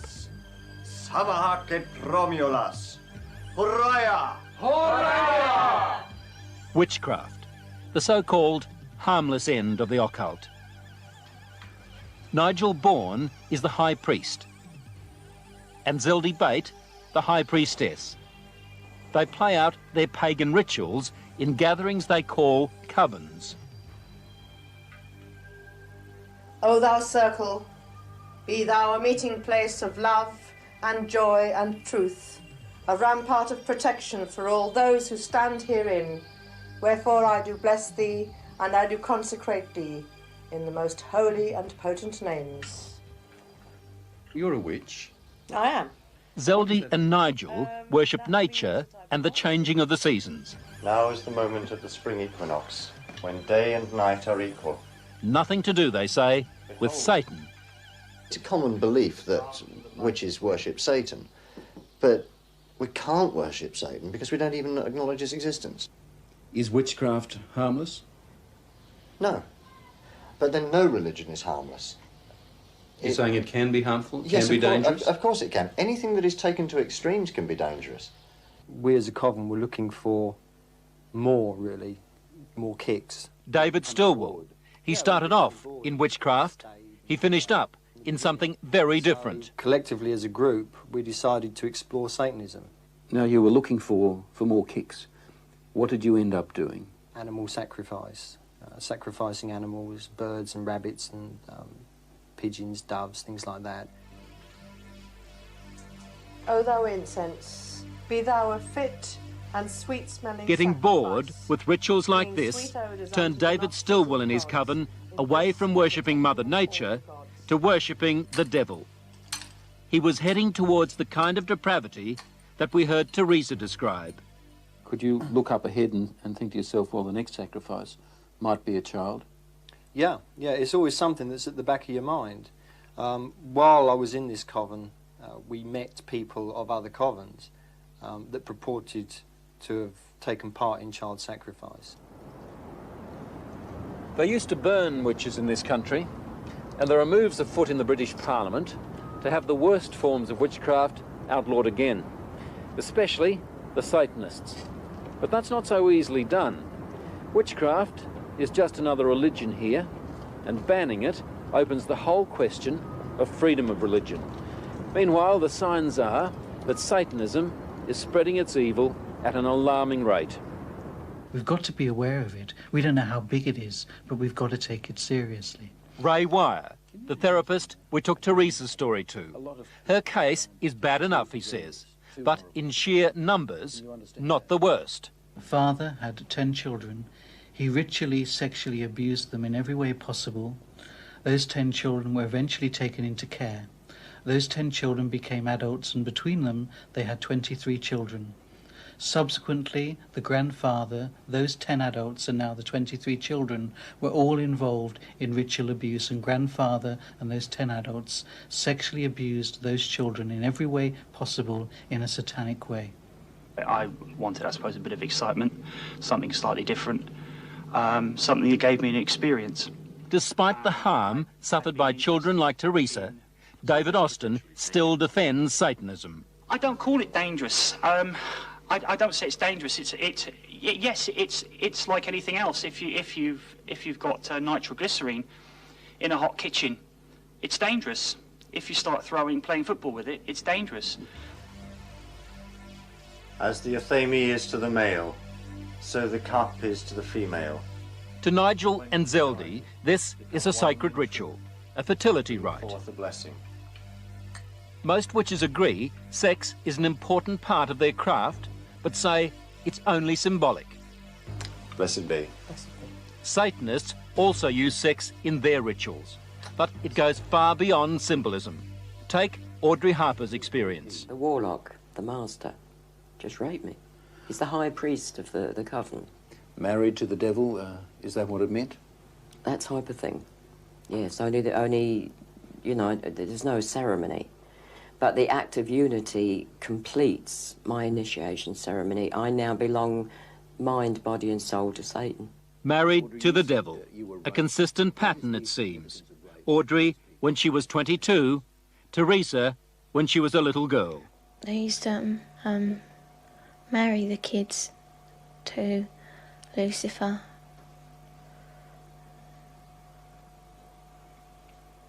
So that we were part of him, you know, we were his. Did that include you? Were you married to the devil? Yeah. We used to be dressed up in the cloak, and it was just like a marriage in a church, but different words, you know. What were you taught about Lucifer? Different words, you know. What were you taught about Lucifer? Different words, you know. What were you taught about Lucifer? Why do they do such wicked things in these covens? Because they're pleasing Satan. The lower you become, the more vile you become, the more pleased Satan is with you, and therefore the more power you'll get when you die.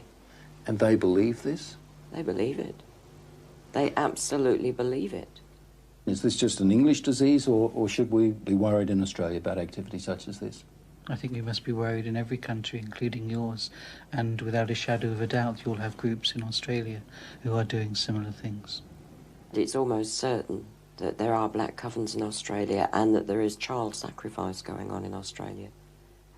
Do you think there are satanic cults operating in Australia? Yes, I think it'd be very naive of us to deny that. Our crime intelligence officer again, Sergeant Alan Barwick. Teresa talks of ritualistic sacrifices. Have you come across anything like this in your investigations? Yes, we have.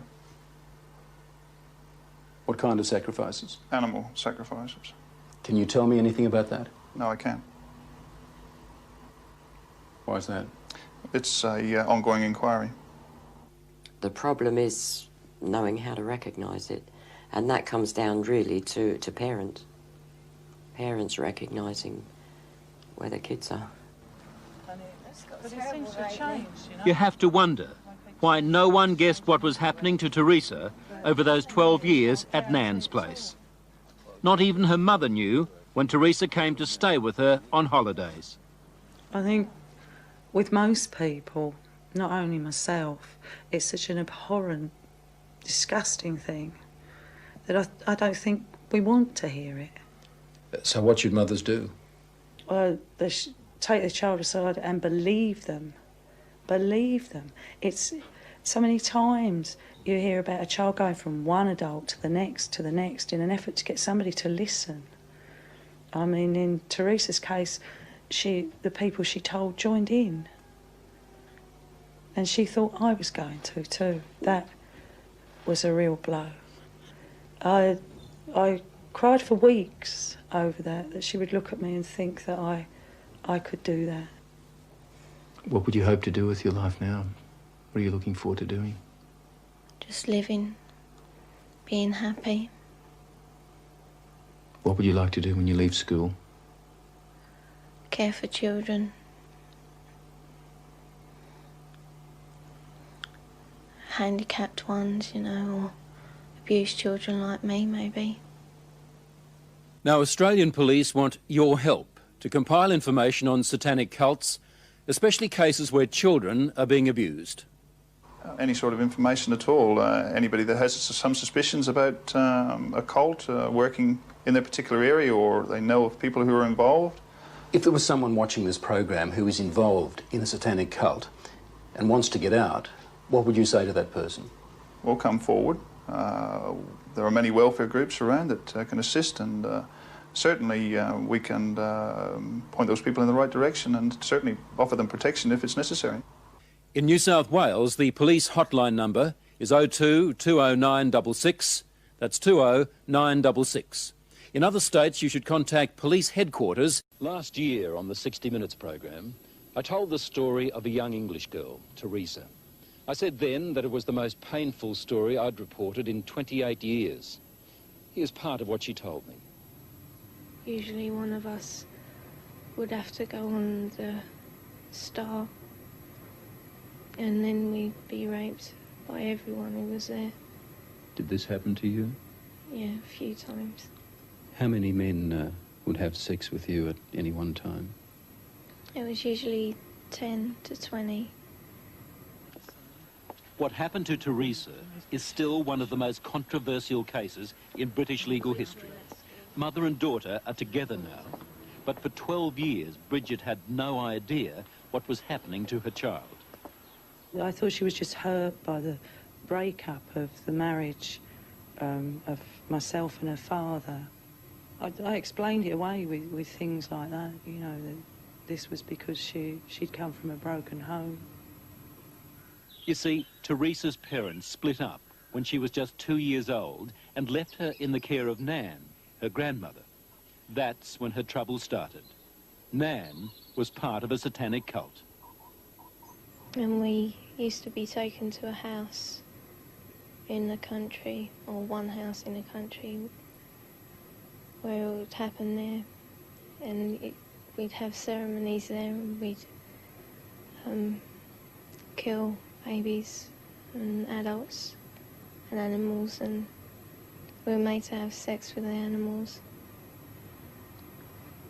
We were raped by my uncles and aunts and friends of the family. Now, when you say we, you and other kids? My cousins, you know, some girls and boys. Was Nan there? Was your grandmother there? Most of the time. You said that animals were killed there and people were killed there. Yeah. How did that happen? To begin with, it was only animals. You know, I can remember them being brought in and cut down the middle and opened up. It was usually in the Star on the table. We had a big table. When the people were brought in, it was the same sort of thing. It was just, you know, a lot worse. As the rituals grew more violent, Teresa tried to escape, but the cult weren't about to let her go. And we ran out of the house, and we were running down the hill. Were you trying to get away? Yeah, we were going to run away and go somewhere nice. But they set the dogs out, and we got caught by the dogs. and we were brought back. I thought I was going to die too, but I didn't. I was tied up for a few days. Teresa, what sort of people were sacrificed at those rituals? Who were they? One time it was a tramp, or it looked like a tramp. A tramp? Yeah. He was brought in, and he was, laughing, and he didn't seem to be there, or was sleepy. And they laid him on the thing, and they cut him from his neck right down, and he screamed a bit,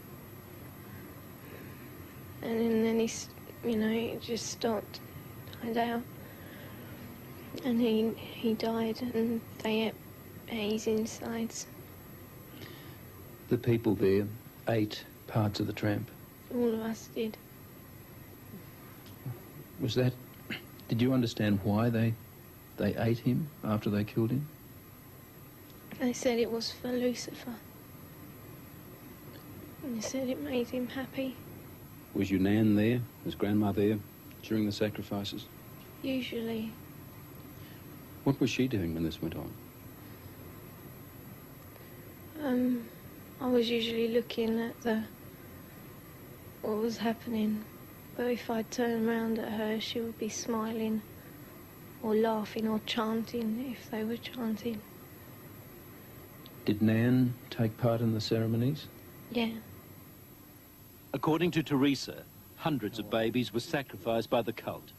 Not just other people's babies, but her own as well. By the age of 11, she'd already become a mother. How many times did you become pregnant? 7. 7 times. The babies were aborted, were they? Yeah. Where were the abortions carried out? My nan's were at the house. Who would perform the abortions? At our house, it was my nan. And at the bigger house, it was the doctors there. Doctors were part of those ceremonies too, were they? Yeah. Would anything else be done with those fetuses? They were eaten. I beg your pardon? They were eaten. We were made to eat them, and everyone would have a piece. I've seen loads of babies killed there, just newborn babies, or aborted ones which were only small. 4-year-olds. During these ceremonies, was Satan, the devil, ever referred to? He was called Lucifer. Who was the leader? Who was the boss of the gang?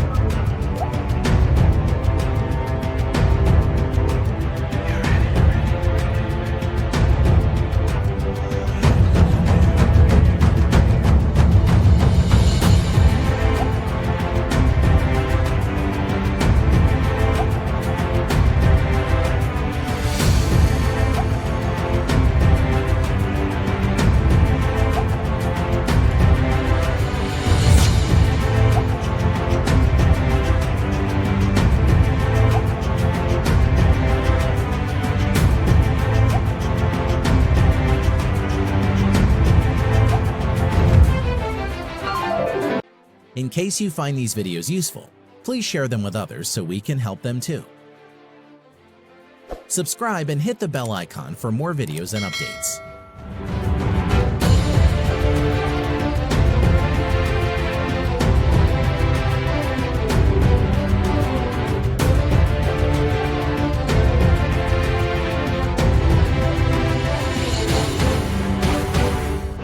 Thank you very much for watching. See you next time. Peace.